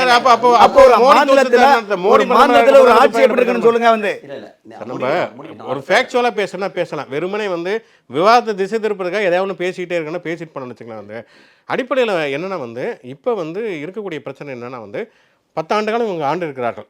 10 ஆண்டு காலத்துடைய சாதனையை வந்து ஒரு ஆளுங்கட்சி சொல்லும், எதிர்க்கட்சி வந்து குற்றச்சாட்டுகளை சொல்லும். இதுதான் வந்து எல்லா தேர்தலும் நடைமுறை. ஆனால் மோடியுடைய சமீபத்து பேச்சுக்களை பார்க்குறப்ப என்னன்னா வந்து ஊழலை ஒழிப்போம், கச்சத்தீவை மீட்போம், அதை பண்ணுவோம், இதை பண்ணுவோன்னு 10 ஆண்டுகளும் காங்கிரஸ் கட்சி தான் ஆட்சியில் இருந்தது. இவர் எதிர்க்கட்சியாக இருந்த மாதிரியே தான் பேசிக்கிட்டே இருக்கார். கச்சத்தீவு 1974 கொடுத்தது, 50 வருஷம் ஆச்சு. 10 ஆண்டு காலத்தில் எதையுமே பண்ணாமல் இப்போ கச்சத்தீவை மீட்போம் அப்படிங்கிறது அடிப்படையில் என்ன பிரச்சனை? இப்போ இந்த பெரும்பான்மை சிறுபான்மை அப்படின்னு இவங்க சொல்லக்கூடிய நேரட்டிவ்ங்கிறத முதல்ல கேள்விக்குள்ளாக்கணும். ஏன்னா நீங்கள் ஒரு குறிப்பிட்டு சொன்னதுனால இந்த விஷயத்தை சொல்லிடுறேன். கச்சத்தீவு விவகாரம் எடுத்தாங்க இல்லையா, அப்போது இலங்கை தரப்புலேருந்து பேசும்போது மேற்கு கரைன்னு கன்னியாகுமரியில் ஒரு பகுதி இருக்குது சார், அதை தமிழகத்துக்காக கொடுத்தாங்க. அந்த நேரத்தில் 2 பேருமே மீன் பிடிக்க முடியாது, கச்சத்தீவு தாரை வார்த்ததாக குற்றச்சாட்டு இருக்குது. அதெல்லாம் முடிஞ்ச பிறகு கூட மேற்கு கரை பகுதியில் தமிழகத்துக்கு கொடுத்த பகுதி இருக்குல்ல, அது கச்சத்தீவு கச்சத்தீவு மாதிரி 80 மடங்கு பெரியது. அவங்க சொல்கிறதா அதுதான் குறிப்பிட்டு சொல்லலாம். அப்படி இருக்கும்பொழுது ஏன் அதை மட்டுமே பிடிச்சிட்டு தொங்குறாங்க? ஆக்சுவலாக இப்போ இந்த அரசியலுக்காக பேசுறதெல்லாம் பார்த்து உண்மையை பார்த்தீங்கன்னா இலங்கைக்கும் அதில் இழப்பு தான். நீங்கள் சொல்லக்கூடிய பகுதி கச்சத்தீவோட வளமான ஒரு பகுதி. இன்னொரு விஷயம், மீனவர் இப்போ கச்சத்தீவு மட்டும் மீனவர் பிரச்சனை தீர்ந்துங்கிறது மித்தான ஒரு விஷயம். நான் ஒரு பத்திரிகையாளராக மீனவர் பிரச்சனை பற்றி நிறைய கட்டுரைகள் எழுதியிருக்கேன், நிறைய நிபுணர்கள்ட்ட பேசியிருக்கேன். மீனவர் சங்கத்திலிருந்து மீனவர் நிபுணர்கள்ட்ட கச்சத்தீவுங்கிறது ஃபுட்பால் கிரவுண்ட் அளவுக்கு உள்ள ஒரு சின்ன தீவுங்க. அங்கே போய் நீங்கள் வலைகள் 80 மடங்கு பெருசா அதான் நீங்கள் வலைகளை காய வைக்கிறதுக்கு அங்கே ஒரு கோயில் இருக்குது. கோயில் திருவிழாவுக்கு போகிறத தாண்டி மீனவர் பிரச்சனைக்கு அதுக்கு எந்த சம்பந்தமே கிடையாது. பிரச்சனை மீனவர் பிரச்சனை அடிப்படை என்னன்னா, வளமான மீன்கள்ங்கிறது இந்த இந்திய எல்லையை தாண்டி போனால் தான் மீனை பிடிக்க முடியும். அதனால இவங்க போகிறாங்க. இன்னொன்று இந்திய மீனவர்கள் மீது இலங்கை தமிழர் மீனவர்கள்ட்டே கேட்டிங்கன்னா நிறைய குற்றச்சாட்டுகள் முன்வைப்பாங்க. ஏன்னா இவங்ககிட்ட இருக்கக்கூடிய வலைகள்ங்கிறது மொத்தமாக மீன்களை அரிச்சு எடுத்துகிட்டு வர்றது. அந்த பிரச்சனை 2 தரப்பு மீனவர்களுக்கு இருக்கக்கூடிய பிரச்சனை. இதுக்குள்ளே போனோம்னா பல இது போகணும்னு வச்சுக்கோங்களேன். கச்சத்தீவை மீட்டுட்டாலே மீனவர்கள் பிரச்சனைலாம் போகவே போகாது. அப்படியே அப்படின்னாலும் கூட நீங்கள் மோடி பிரதமராக பதவி இருக்கிறப்ப எல்லாத்தையும் உலகத்திற்குரிய எல்லா தீவுகளும் கூப்பிட்றப்ப ராஜபக்சேயும் கூப்பிட்டார். அப்போ தான் ராஜபக்சே மேலே தமிழர்கள் கடுமையான குற்றச்சாட்டுகள் முன்வைத்தார்கள். அவங்க கூட்டணியில் அப்போ இருந்த வைகோ அதுக்கு எதிராக போராட்டம் நடத்தி கைதானார். அப்போ கச்சத்தீவு மீட்டிருக்கலாம்ல. நீங்கள் இலங்கைக்கு பொருளாதார நெருக்கடி இருந்தப்ப நம்ம கோடிக்கணக்கில் டாலர் நிதி கொடுத்தோம். அப்போ நீங்கள் இவ்வளோ காசு கொடுக்கணும், நீங்கள் கச்சத்தீவு கொடுங்கன்னு கேட்டுக்கலாம்ல. எதையுமே பண்ணாமல் தேர்தலுக்கு 20 நாளைக்கு முன்னாடி கச்சத்தீவு பிரச்சனை ஞாபகத்துனா எவ்வளோ அபத்தமான ஒரு விஷயம். இன்னொரு விஷயம் நீங்கள் இந்த பெரும்பான்மை சிறுபான்மைங்கிற ஒரு விஷயம் இருக்கலாம். நீங்கள் இந்த இடஒதுக்கீடுக்கு அவங்களுக்கு கொடுத்துறாங்கன்னு 10 ஆண்டு காலம் ஆட்சி நடந்திருக்கிறீங்களா? பெரும்பான்மையினருக்கான இடஒதுக்கீட்டை நீங்கள் என்ன தூரம் அமல்படுத்திருக்கிறீர்கள்? பிரதமர் அலுவலகம் உட்பட மத்திய அமைச்சர் அலுவலகங்கள் இருக்கக்கூடிய 90 செக்ரட்டரியில் 3 பேர் மட்டும்தான் ஓபிசி. 14 மத்திய பல்கலைக்கழகங்கள் இருக்கிறது. பேராசிரியர்கள் 4% மட்டும்தான் ஓபிசி. இன்றைக்கும் ஐஐடி உட்பட உயர்கல்வி நிறுவனங்களில் SC/ST மாணவர்கள் படிக்க முடியல. அவங்களுக்கு சாதி ரீதியிலான தாக்குதல்கள் இருக்கிறது. இதெல்லாம் நீங்கள் பண்ண நீங்கள் அயோத்தியில் இப்போ ராமநவமி வந்துட்டு போனதில்ல, அயோத்தி ராமர் கோயிலில் ராமர் சிலைக்கு சூரிய ஒளி நேராக போய் படுறதுக்கு ஐஐடி நிபுணர்கள் வச்சு ஏற்பாடு பண்ணியிருக்காங்க. இதுவாங்க பிரச்சனை. ஆழ்துளை கிணறுல குழந்தைகள் உள்ளது, அதை மீட்பதற்கு ஐஐடி நிபுணர்களை பயன்படுத்தலை. மனித கழிவுகளை மனிதர்களே அல்வதை தடுப்பதற்கு ஐஐடி நிபுணர்களை பயன்படுத்தலை. இப்போ முழுக்க மதம் மட்டும் மதம் கூட உண்மையான மதம் ஈடுபாடு கிடையாது. அதை வச்சு ஓட்டு வாங்குறது மட்டும் தான் நோக்கமாக இருக்கிறது. உண்மையிலே நீங்கள் பெரும்பான்மைனா பெரும்பான்மையாக இருக்கக்கூடிய பிற்படுத்தப்பட்ட பட்டியலின பழங்குடி மக்களுக்கான இடஒதுக்கீட்டை என்ன நீங்கள் நடைமுறைப்படுத்துறீங்க? இந்த 10 ஆண்டுகள் நீங்கள் என்ன நடைமுறைப்படுத்துறீங்க? நீங்கள் சொன்ன அதை வச்சு தான் திரு ராமன் அவர்கள்கிட்ட கேள்வி. அதாவது அவங்க சொல்கிறது எல்லாமே குறிப்பாக இத்தனை ஆண்டுகள் இருந்த பிறகு இதெல்லாம் செஞ்சுருக்கிறேன் அப்படின்றத சொல்லி பேசவே இல்லை அப்படின்றது ஒரு குற்றச்சாட்டு. இடஒதுக்கீடு சமயத்தில் இது வரைக்கும் 10 ஆண்டுகள் என்ன பண்ணாங்கன்னு ஒரு கேள்வி. அதெல்லாம் தாண்டி காங்கிரஸுடைய தேர்தல் அறிக்கை வந்த பிறகு அதில் குறிப்பிட்ட ஒரு வார்த்தை இருக்குது. எக்ஸ்ரே அப்படின்ற வார்த்தையை பார்த்த உடனேயே மிகப்பெரிய அளவுக்கு பீதி அடைந்து விட்டார் அப்படின்னு சொல்லி ராகுல் காந்தி அந்த குற்றச்சாட்டு முன் வச்சு தான் பேசுகிறார். அந்த எக்ஸ்ரே அப்படின்ற சொல் தான் அவங்களுக்கு மிகப்பெரிய அச்சுறுத்தலாக இருக்கிறதான சொல்கிறார். தேர்தல் அறிக்கை வெளியான பிறகு பிரச்சாரத்தில் இவங்க கையில் எடுக்கிற வியூகங்கள் இருக்குல்ல, அது கூட வித்தியாசமாக இருக்கிறத நம்ம பார்க்க முடியுது பாஜக தரப்பில். அதனால் என்ன கேள்வி அப்படின்னா, அப்பொழுது கொஞ்சம் ஒரு கலக்கம் வந்து விட்டதோ பாஜகவுக்குன்னு எடுத்துக்கலாமா? அதனால தான் அந்த இது போன்ற அதாவது காங்கிரஸ்காரங்களுக்கு ஐஎன்டி கூட்டணிக்கு பேசிக் என்னென்னா, ராமர் கோவில் கும்பாபிஷேகம் நடத்தினாங்க. அது பிஜேபியுடைய தேர்தல் அறிக்கையில். ராமர் கோவிலுடைய அந்த நிகழ்ச்சி முடிஞ்சவரன்னா நாடு முழுவதும் ராமர் அலை வீசினால பாஜக வெற்றி பெறும் என்ற நிலைப்பாடு உளவுத்துறை மூலமாக தெரிஞ்சதுனால இதை எப்படி சிலடமாய் மோசமான ஒரு இமேஜை கெடுக்குது என்பது காங்கிரஸுடைய திட்டங்கள். காங்கிரஸ் திட்டம் தேர்தல் மணி பட்சத்தில் உங்களுக்கு 2004 2010 வரைக்கும் இந்தியா முழுவதும் காங்கிரஸ் ஆட்சியிலும் போது சிறுபான்மை இஸ்லாமியர்களுக்கு சலுகைகள் வேண்டும் இருந்து ஒரு அறிக்கை ரெடியாக பண்ணும்போது அப்போ நீதிமன்றமும் தூக்கி நீங்கள் இந்த மாதிரிலாம் பண்ணக்கூடாதுன்னு சொல்லி நீதிமன்றத்தால் அதை தள்ளுபடி பண்ணாங்க. அது பண்ணக்கூடாதுன்னு இன்னைக்கு வரைக்கும் 1948 இன்னைக்கு வரைக்கும் இந்தியா முழுவதும் தேர்தல் அறிக்கை வெளியிட்ட பிறகு, காங்கிரஸுடைய தேர்தல் அறிக்கை வெளியே வந்த பிறகு பாஜகவுக்கு கலக்கம் ஏற்பட்டு காங்கிரஸ் கட்சியுடைய தேர்தல் அறிக்கையில் அவருடைய மெயின் உள்ள சூட்சமம், அதாவது ராமாயணத்தில் எப்படி உங்களுக்கு சகுனியுடைய நிலைப்பாடு, அது கூனியுடைய நிலைப்பாடு, கூனி வந்து ராமாயணத்தில் வராங்க, சகுனி வந்து மகாபாரதத்தில் வராங்க. இவங்களுடைய தந்திரங்கள் வந்து எப்படி அந்த ஒரு கரெக்டாக ஒரு குண்டூசி மாதிரி குத்துறாங்களோ, அதே மாதிரி காங்கிரஸ் கட்சியோட தேர்தல் இருக்கையில் உள்ள சூச்சம் என்னென்னா, சிறுபான்மை மக்களுடைய வாக்குகளை பெற வேண்டும் முழுக்க இலக்கு. அந்த இலக்குக்கு அவர்களுக்கு என்னென்ன இதை பண்ணும்போது இந்தியாவில் எதிர்காலத்தில் இந்து மக்களுடைய வாழ்வாதாரம் சிதறமடையும், இந்துக்களுடைய சொத்துக்கள் பறிமுதல் செய்யப்படும். இது அதாவது பிரியங்கா காந்தி சொல்றாங்க தாலி 47 இருந்து இன்னைக்கு காங்கிரஸ் ஆட்சி வரைக்கும் நீங்க தேர்தல் அறிக்கையில 50 பக்கம் இருக்கிறது. அதுல எந்த இடத்துல காங்கிரஸ் தேர்தல் அறிக்கையில சிறுபான்மையில ஒரு சமுதாயத்துக்கு மட்டும் கொடுக்கிறேன். அவங்க ஒரு விஷயம் சார் தெரியல, நீங்க சொல்லுங்க. கர்நாடகா மாநிலத்தில் எப்படி அவங்க வந்து சிறுபான்மை மக்களுடைய ஓட்டுகளும் தலித் மக்களுடைய ஓட்டுகளும் மட்டும் இலக்காக வச்சு தேர்தல் தந்திரத்தை எப்படி கையாண்டு வெற்றி பெற்றார்களோ, இந்த தந்திரத்தை தான் மல்லிகார்ஜுனா கார்கேவுடைய ஒரு தந்திரத்தால் இந்தியா முழுவதும் அந்த விஷவதையை தூவுறாரு. இந்த விஷவதையை தூவி முழுக்க வந்து இது பண்றாங்க. லிங்காயத்தை மட்டும் நீங்க தான் பண்ணுது சார். இந்த நாட்டுல வந்து இன்னைக்கு தமிழ்நாட்டிலே பாருங்க, ஐயா வழியா தனிமதமாக்குறது இவங்க தான் முடிச்சு பண்றாங்க. நாடு முழுவதும் பெரிய பிரச்சனை பண்றாங்க. ஏழை பெண்களுக்கு ஆண்டுக்கு 1 லட்சம் அப்படின்னு சொல்லியிருக்கிறாங்க. சாதிவாரி கணக்கெடுப்பு நடத்தியே தீரணும், அதை வந்து எந்த ஒரு சூழலையும் நான் கைவிடவே மாட்டேன். அப்புறம் 16 லட்சம் கோடியை மீட்டு ஏழை மக்களுக்கு பகிர்ந்து கொடுப்போம் நாங்கள் அப்படின்லாம் ராகுல் காந்தி சொல்லியிருக்கிறார். இதெல்லாம் சொல்லியிருக்கிறார். ஏதாவது ஒரு இடத்துலையாவது நீங்கள் குறிப்பிட்டு சொன்ன மாதிரி மக்களுடைய சொத்துக்களை பிடுங்கி, இல்லை நான் முடிச்சேன், மக்களுடைய சொத்துக்களை பிடுங்கி சிறுபான்மையின மக்களுக்கு கொடுத்துருவோன்னு ஏதாவது ஒரு இடத்துல குறிப்பிடப்பட்டிருக்கா தேர்தல் அறிக்கை? ராகுல் காந்தி அவர்கள் சொன்ன வார்த்தை அத்தனை எதுவுமே அவர் செய்ய போகிறது கிடையாது. அதை விட்டுருங்க, நான் எதுவுமே செய்ய போகிறது கிடையாது. 2006 ஏற்கனவே அவர் சொன்னார்ல, மன்மோகன் சிங்கோடைய இது வந்து காங்கிரஸுடைய, சார் உங்களுக்கு தெரியாது சார், காங்கிரஸுடைய நிலைமை என்னென்னா, அவங்களுக்கு வந்து இப்போ அவங்களுடைய நிலைமை நிற்கட்டுமா போகட்டுமா என்ற நிலைப்பாடில் இருக்கிறாங்க. 2014 காங்கிரஸ் கட்சியை இந்தியாவில் உள்ள மக்கள் கைகளை விட்டார்கள். மீண்டும் கைக்கு ஓட்டு போடுங்கன்னு ஏமாத்துறாங்க. இந்தியாவுடைய மக்கள் நம்ப மாட்டார்கள். இல்ல சார், இந்தியா நாட்டு மக்கள் நம்ப மாட்டாங்க சார். ஒரு விஷயங்கள் நீங்க தேர்தல் சார், அந்த தேர்தல் அறிக்கையில யுத்தியே முழுக்க சிறுபான்மை மக்களுடைய வாக்குகளை பெற வேண்டும் என்ற நிலைப்பாடு தான். அதான் என்ன இருக்கு, நான் என்ன சொல்றேன்னா, மக்களோட சொத்துக்களை பிடிங்கி சிறுபான்மையின மக்களுக்கு கொடுப்போம்னு கடந்த ஆட்சியில் அவங்க பண்ணிருக்காங்க சார். கடந்த ஆட்சி நீங்க 1971 சார், 1971 சார், 1970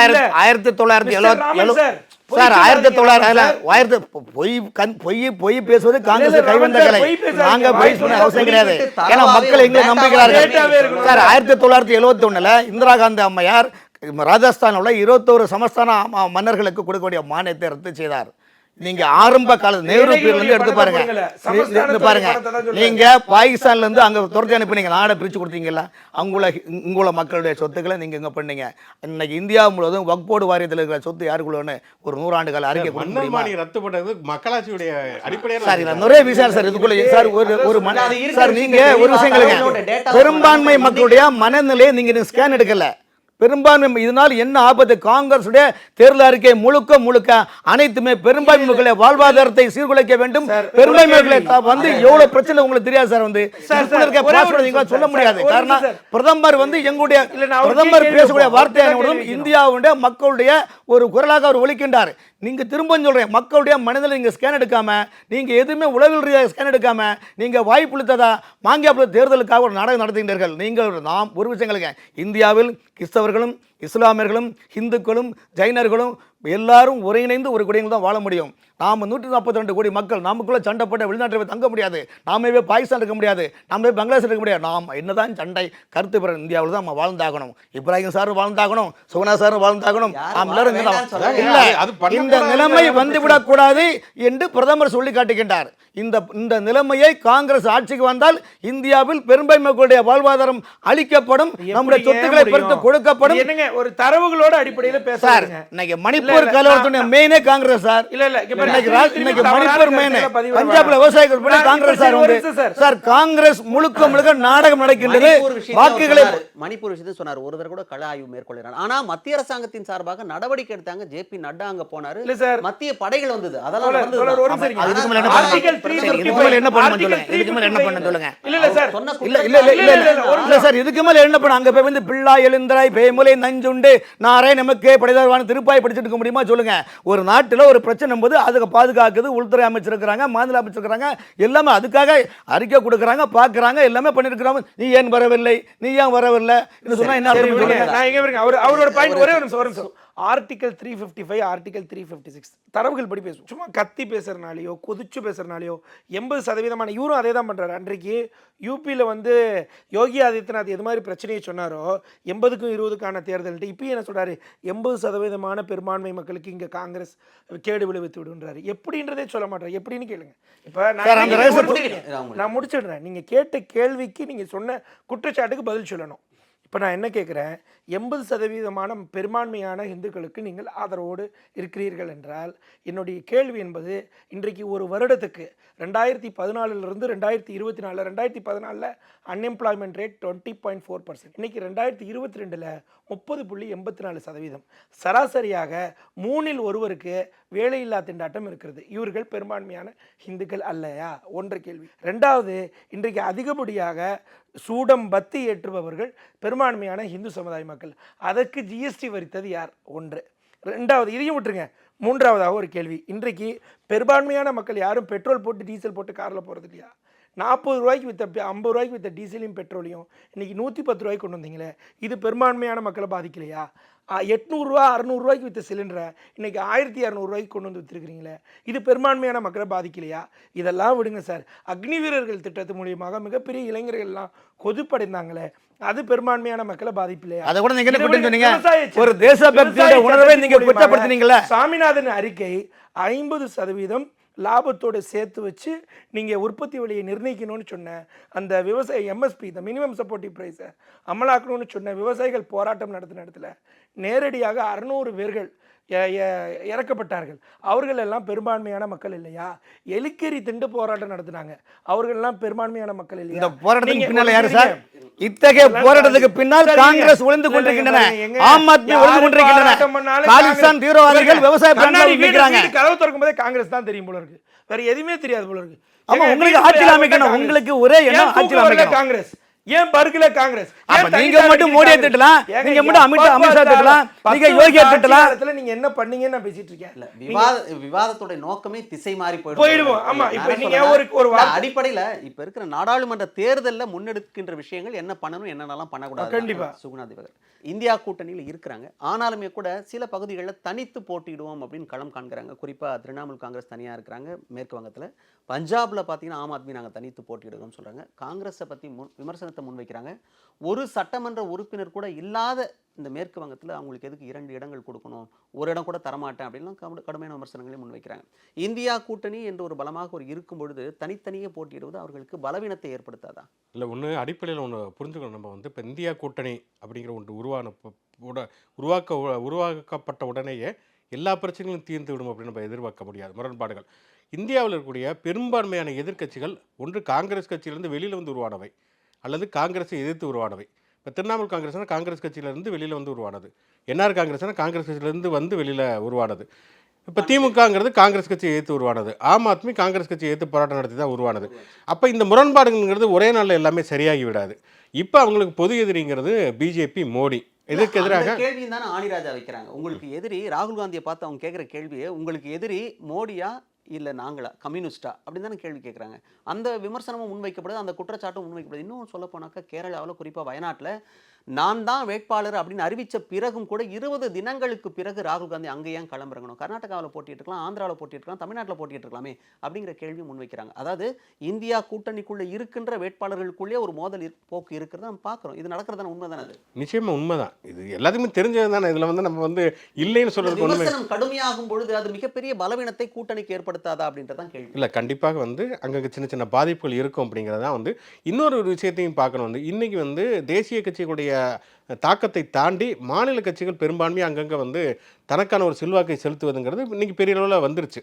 அது இன்றைக்கி காங்கிரஸ் கட்சியுமே உணர்ந்துருக்குது. காங்கிரஸ் கட்சியுடைய தேர்தல் அறிக்கை பார்த்தீங்கன்னா காங்கிரஸ் கட்சி பல விஷயங்களை உள்வாங்கி இருக்கிறது. நிறைய விஷயங்களில் விட்டு கொடுத்து ஒரு ஃப்ளெக்சிபிளாக உருவாக்கிறது. அது வந்து சமூக நீதியாக இருக்கட்டும், மாநிலங்களுடைய உரிமையாக இருக்கட்டும். ஏன்னா கடந்த காலங்களில் வந்து காங்கிரஸ் கட்சியோட இந்த கட்சிகளாக முரண்பாடுகளாக இந்த விஷயங்களை வச்சிருந்தது. இதெல்லாம் காங்கிரஸ் கட்சி ஏற்றுக்கொண்டிருக்கிறது. உண்மையிலே அரசியலில் ஒரு பாசிட்டிவான ஒரு ஆக்கப்பூர்வமான ஒரு மாற்றமாக தான் அதுக்கு நான் பார்க்கிறேன். கார்கே சொன்னது யார் வந்து பிரதமர் அப்படிங்கிறத கூட பின்னாடி தீர்மானிச்சுக்கலாம், எதிரியை வீழ்த்த வேண்டும் அப்படிங்கிறதா எங்களுக்கு நோக்கம் அப்படின்னு சொல்லி.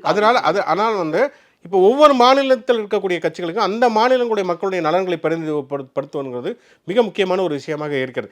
என்னதான் தேசிய அளவில் வந்து ஒரு கூட்டணி அமைந்தால் கூட அந்தந்த மாநிலம் இன்னைக்கு வந்து கேரளாவை பொறுத்த வரைக்கும் காங்கிரஸ் கட்சியும் கம்யூனிஸ்ட் கட்சியும் இங்கே இருக்கக்கூடிய திமுக அதிமுக மாதிரி தான் அங்கே இருக்காங்க. அதுதான் யதார்த்தமான ஒரு விஷயம். திமுக அதிமுக தமிழ்நாட்டில் கூட்டணி வைக்க முடியாத மாதிரி தான் காங்கிரஸும் கம்யூனிஸ்டும் அங்கே கூட்டணி வைக்கவே முடியாது. அங்கே வந்து அங்கே இருக்கக்கூடிய மாநில மக்களுடைய இன்னும் அதெல்லாம் கூட உனக்கு விடுதலை சிறுத்தைகள் எடுத்துங்க. விடுதலை சிறுத்தைகள் தமிழ்நாட்டிலேயே வந்து பெரிய கட்சி கிடையாது. அவங்க கர்நாடகாவில் இருக்கிறப்ப திருமாவளவன் என்ன சொல்கிறாங்கன்னா காவிரி பிரச்சனையை பொறுத்த வரைக்கும் கர்நாடகாவோட விசிகாவோட நிலைப்பாடு வேற தான் இருக்கும், அப்படி தான் இருக்க முடியும் அப்படின்னு சொல்றாரு. இது ஒரு யதார்த்தமான ஒரு நிலைமை. ஆனால் காங்கிரஸுக்கு ஆதரவாக நான் செயல்படுவேன் அப்படின்னு தான் அவர் சொல்லியிருந்தார். ஆமா, மிகப்பெரிய அளவுக்கு வரவேற்பு இருந்தது இப்ப சமீபத்தில். ஆனால் என்னன்னா இங்கே இருக்கக்கூடிய இந்த இந்தியா கூட்டத்தில் இருக்கக்கூடிய முரண்பாடுகள் என்பது சிறிய அளவில் பிரச்சனையும் தாக்கத்தையும் ஏற்படுத்தும்ங்கிறது உண்மைதான். ஆனால் இது வந்து ஒட்டுமொத்தமாக பெரிய அளவில் வந்து இந்தியா கூட்டணியை வெற்றி வாய்ப்பையே பாதிச்சிடும் அப்படின்னு நான் நினைக்கல. பிஜேபியை பொறுத்த வரைக்கும் பிஜேபியுடைய என்டிஏவை பொறுத்த வரைக்கும் அவங்ககிட்ட இருக்கக்கூடிய மிகப்பெரிய பிரச்சனை என்னென்னு வந்து போன தேர்தலில் வந்து அதிமுகவில் இருந்து ஆரம்பித்து பல்வேறு விதமான பெரிய கட்சிகள் மேஜர் பார்ட்னர் அங்கே இருந்தாங்க. இன்றைக்கி அவங்களுக்கு மேஜர் பார்ட்னரே கிடையாது. அதிமுக கெஞ்சி கூத்தாடி கடைசி வரைக்கும் அதிமுக வரவில்லை. அங்கே மேஜர் பார்ட்னருங்கிறதே கிடையாது. அதனால தான் வந்து சிவசேனா உடைச்சி அதோட ஒரு பகுதி, சரத்பவார் கட்சியை உடச்சி ஒரு பகுதி இப்படி வச்சிருக்காங்க. நவீன் பட்நாயக் கடைசி வரைக்கும் பேசி அவர் வரல. இன்னைக்கு அமித்ஷா பேசியிருக்காரு 20 ஆண்டுகளாக நவீன் பட்நாயக் வந்து ஊழல் ஆட்சி நடத்துகிறாருன்னு. 2 வாரத்துக்கு முன்னால் வரைக்கும் அவங்களோட கூட்டணி பேச்சுவார்த்தை நடத்திட்டு இருந்தாங்க. இப்போ 20 வருஷமாக அகாலித்தளம் வரல. அகாலித்தளம் வெளியில் போயிடுச்சு. அப்போ வந்து பிஜேபி கூட்டணியில் பிஜேபி மட்டும்தான் இருக்கலே பெரிய கட்சி, வேறு எந்த பெரிய கட்சியுமே இல்லை. அப்படிங்கிறது அவங்களுக்கு வந்து அரித்மெட்டிக் அடிப்படையில் அவங்களுக்கு ஒரு பெரிய பலவீனமாக பார்க்கிறோம். இன்னொன்று பார்த்தோம்னா அவங்க இந்த ராமர் கோயில் குடமுழுக்குங்கிறது பெரிய அளவில் இம்பேக்ட் ஏற்படுத்தும் அப்படின்லாம் அவங்க நினச்சாங்க. ஆனால் அவங்க நினச்ச அளவுக்கு பெரிய அளவில் அவங்களுக்கு வெற்றி வாய்ப்பு கொடுக்குற மாதிரி தெரியலை. அது வந்து ஒரு சின்ன இதானே தவிர, ஆனால் ராகுல் காந்தி எடுத்த இந்த ஓபிசி பாலிடிக்ஸ்ங்கிறது பெரிய அளவில் தாக்கத்தை ஏற்படுத்தியிருக்குங்கிறது தெரிய வருகிறது. காங்கிரஸுக்கு பிஜேபிக்கு எதிரான ஒரு மனநிலையும் அந்த ஓபிசி பாலிடிக்ஸ் உருவாக்கி இருக்கு. ஏன்னா எவ்வளோ நாளைக்கு தான் நீங்கள் வந்து ராமர் கோயில் மதத்தை சொல்லி ஏமாத்திக்க முடியாது. என்னோட கல்வி, என்னோட வேலைவாய்ப்பு, எனக்கு அரசியல் என்ன பங்குங்கிறத கேட்க தானே செய்வாங்க. கண்ணுக்கு முன்னால் தெரியுங்க, வட மாநில தொழிலாளர்கள் இவ்வளோ பேர் வந்து சென்ட்ரல் ஸ்டேஷனில் வந்து ஆயிரக்கணக்கில் வந்து தினமும் இறங்குறத பார்க்குறோம். அப்போ அங்கே என்ன கல்வி இருக்குது, வேலைவாய்ப்பு இருக்குது, என்ன பொருளாதார வளர்ச்சி இருக்குது? 40 கோடி மக்களை வறுமை கோட்டில் வந்து மீட்டு விட்டோம் அப்படின்னு சொல்லி பிஜேபி சொல்லிக்கிறது. என்ன டேட்டா இருக்குது?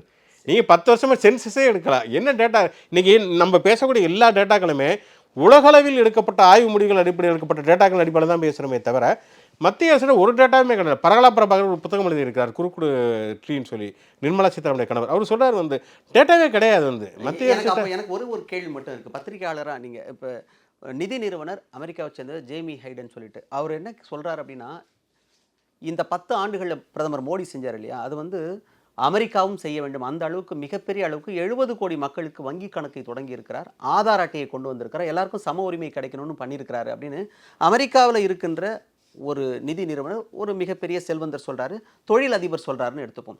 அதே அமெரிக்கா என்ன சொல்லிச்சுன்னா 2003ஆம் ஆண்டு பிரதமர் மோடி, அதாவது இப்போ பிரதமர் மோடி குஜராத்துடைய முதலமைச்சராக இருந்தவர் அமெரிக்காவிற்குள்ளே நுழையக்கூடாதுன்னு தடை விதிச்சாங்க கலவரம் வந்தப்போ.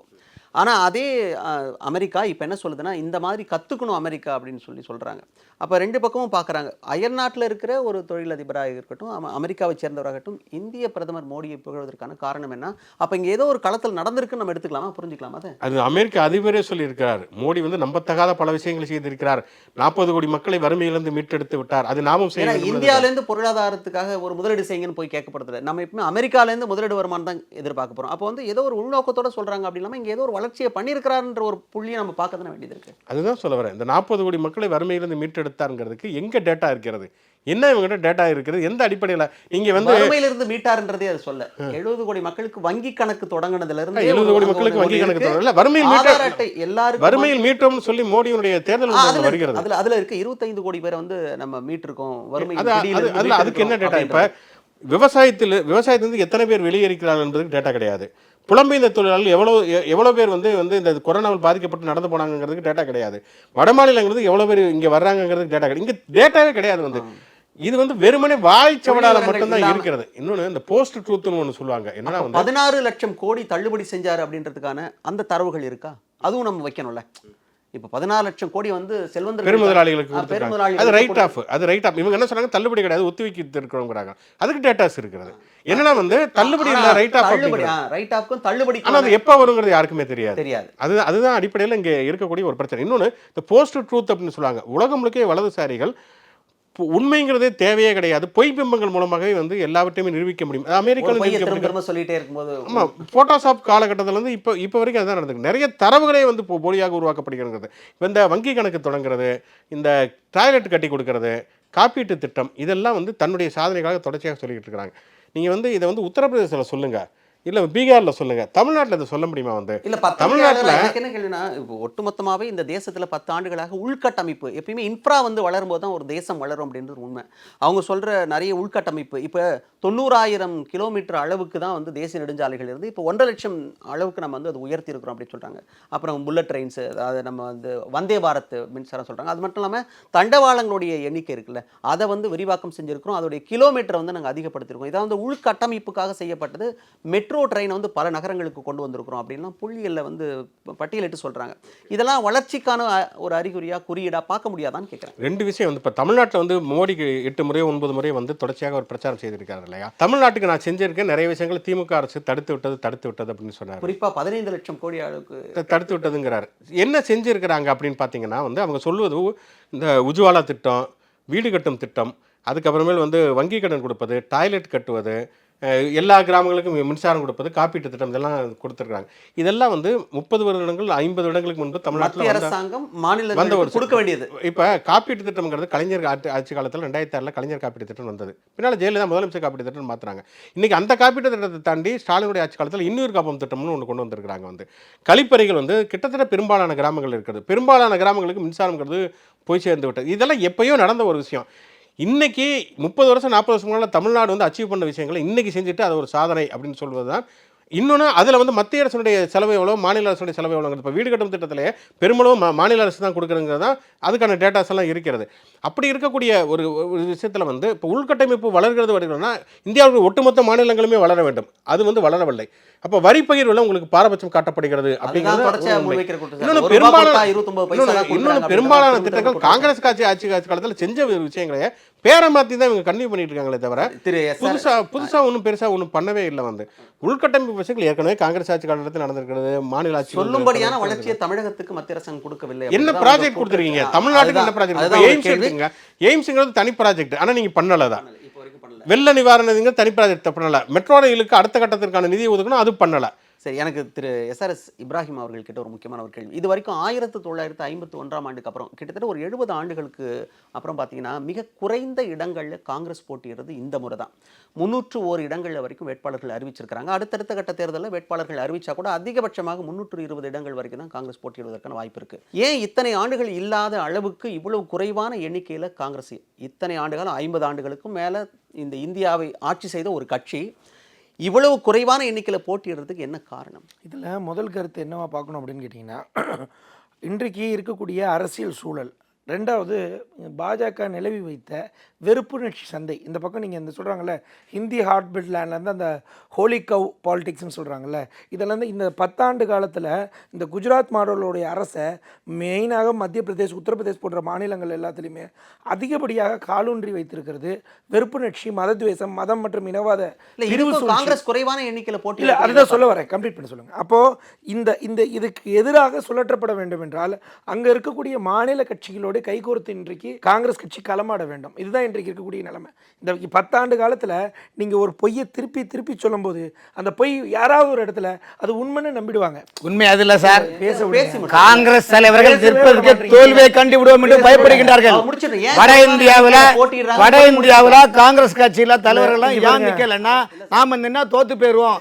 ஏற்கனவே முன்னணி தலைவர்கள் கட்சி விட்டு விலகி போயிட்டாங்க. அதாவது பேசுகிறவங்களுடைய குரல் ஒலி நசிப்பது மூலியமாக கருத்துக்கள் வெளிப்படாதுன்னு நினைக்காதீங்க. கண்டிப்பாக கருத்துக்களை சொல்லிட்டு இல்லை நீங்கள் முடிங்க அதை முடிங்க. அதாவது என்னென்னு கேட்டிங்கன்னா, அப்படி இருக்கும்போது சூழ்நிலைகள் ஏற்பார் போல தான் இன்றைக்கி அரசியல் கள நிலவரம் அப்படி இருக்குது. இப்போது நீங்கள் இந்த இந்தியா அலையன்ஸ் அப்படின்னு சொல்கிறோம். நம்ம எதிர்க்கட்சிகளுடைய எந்த தலைவர்களும், அதாவது நீங்கள் எதிர்க்கட்சின்னு சொல்கிறது பாஜகவை நான் சொல்கிறேன். பாஜகவோட இந்திய நாட்டு பிரதமர் வரைக்கும் அது இந்திய அலையன்ஸ் தான் சொல்லுவார்.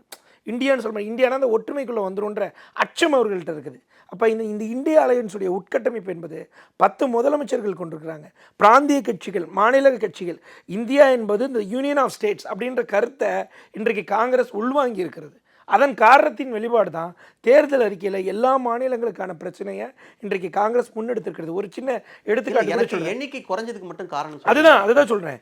அப்போ புதுச்சேரியுடைய மாநில அந்தஸ்து, சரியா, யூனியன் பிரதேசத்துலேருந்து மாநில அந்தஸ்து, ஆந்திர பிரதேசத்துடைய சிறப்பு அந்தஸ்து, இது மாதிரி ஒவ்வொரு மாநிலங்களுக்கும் முன்னுரிமை கொடுத்து அந்த மாநில கட்சியோட கைகோர்க்கும் துணை கேள்வி. இல்லை சரி, நீங்கள் சொன்னீங்கன்னா எந்த கட்சி ஆட்சிக்கு வந்தாலும் உடனடியாக அவங்க சொல்றது வந்து கண்டிப்பா புதுச்சேரிக்கு வந்து மாநில அந்தஸ்து வாங்கணும். இல்ல காங்கிரஸ் எத்தனை முறை அங்க ஆட்சியில இல்ல, அதுதான் சொல்றேனே, எத்தனை முறை ஆட்சியில இருந்திருக்கிறோம். ஆனா இந்த முறை இல்ல ஒரு சரிங்க நீட்ல போன முறை காங்கிரஸ் சொல்லுங்க, கடந்த முறை நாராயணசாமி முதலமைச்சராக இருந்தார்.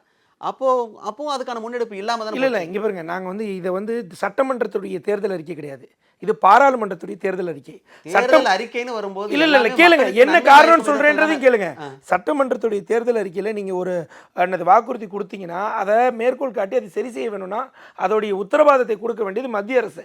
போன முறை நாராயணசாமி கட்சியில் போட்டியிட போகும்போது அது பாஜக தான் மேலிடத்துல இருந்தது, அதற்கு உத்தரவு கொடுக்கல, அதுக்கு தேவையான வழிவகையும் செஞ்சு கொடுக்கல. நான் என்ன கேட்கிறேன் அப்படின்னு கேட்டீங்கன்னா, ரங்கசாமி அதே குற்றச்சாட்டு தான் முன் வைக்கிறாரு. ஏன் அவர் கூட்டணியில் இருக்கிறாரு? நாங்க எங்களுடைய கூட்டணியில் இருக்கிறாரு. ரங்கசாமி தனியாக கட்சி தொடங்கி அவர் முதலமைச்சராக ஆன பிறகு மத்தியில் இருந்தது காங்கிரஸ். அப்போ நான் வளர்ந்து விடக் கூடாது என்பதற்காக நான் வைக்கிற கோரிக்கையெல்லாம் காங்கிரஸ் நிராகரிக்கிறது. அதுதான் சொல்றேனே, நாங்க இன்றைக்கு வரைக்கும் அதுதான் சொல்றேனே, அந்த humans tendencies to make mistakes. நான் வந்து ஒரு விஷயத்தை தெளிவாக இவங்கள மாதிரி போய் சொல்லலை. காங்கிரஸ் கட்சி ஒவ்வொரு இடத்துலையும் பரிணாம வளர்ச்சி அடைகிறது.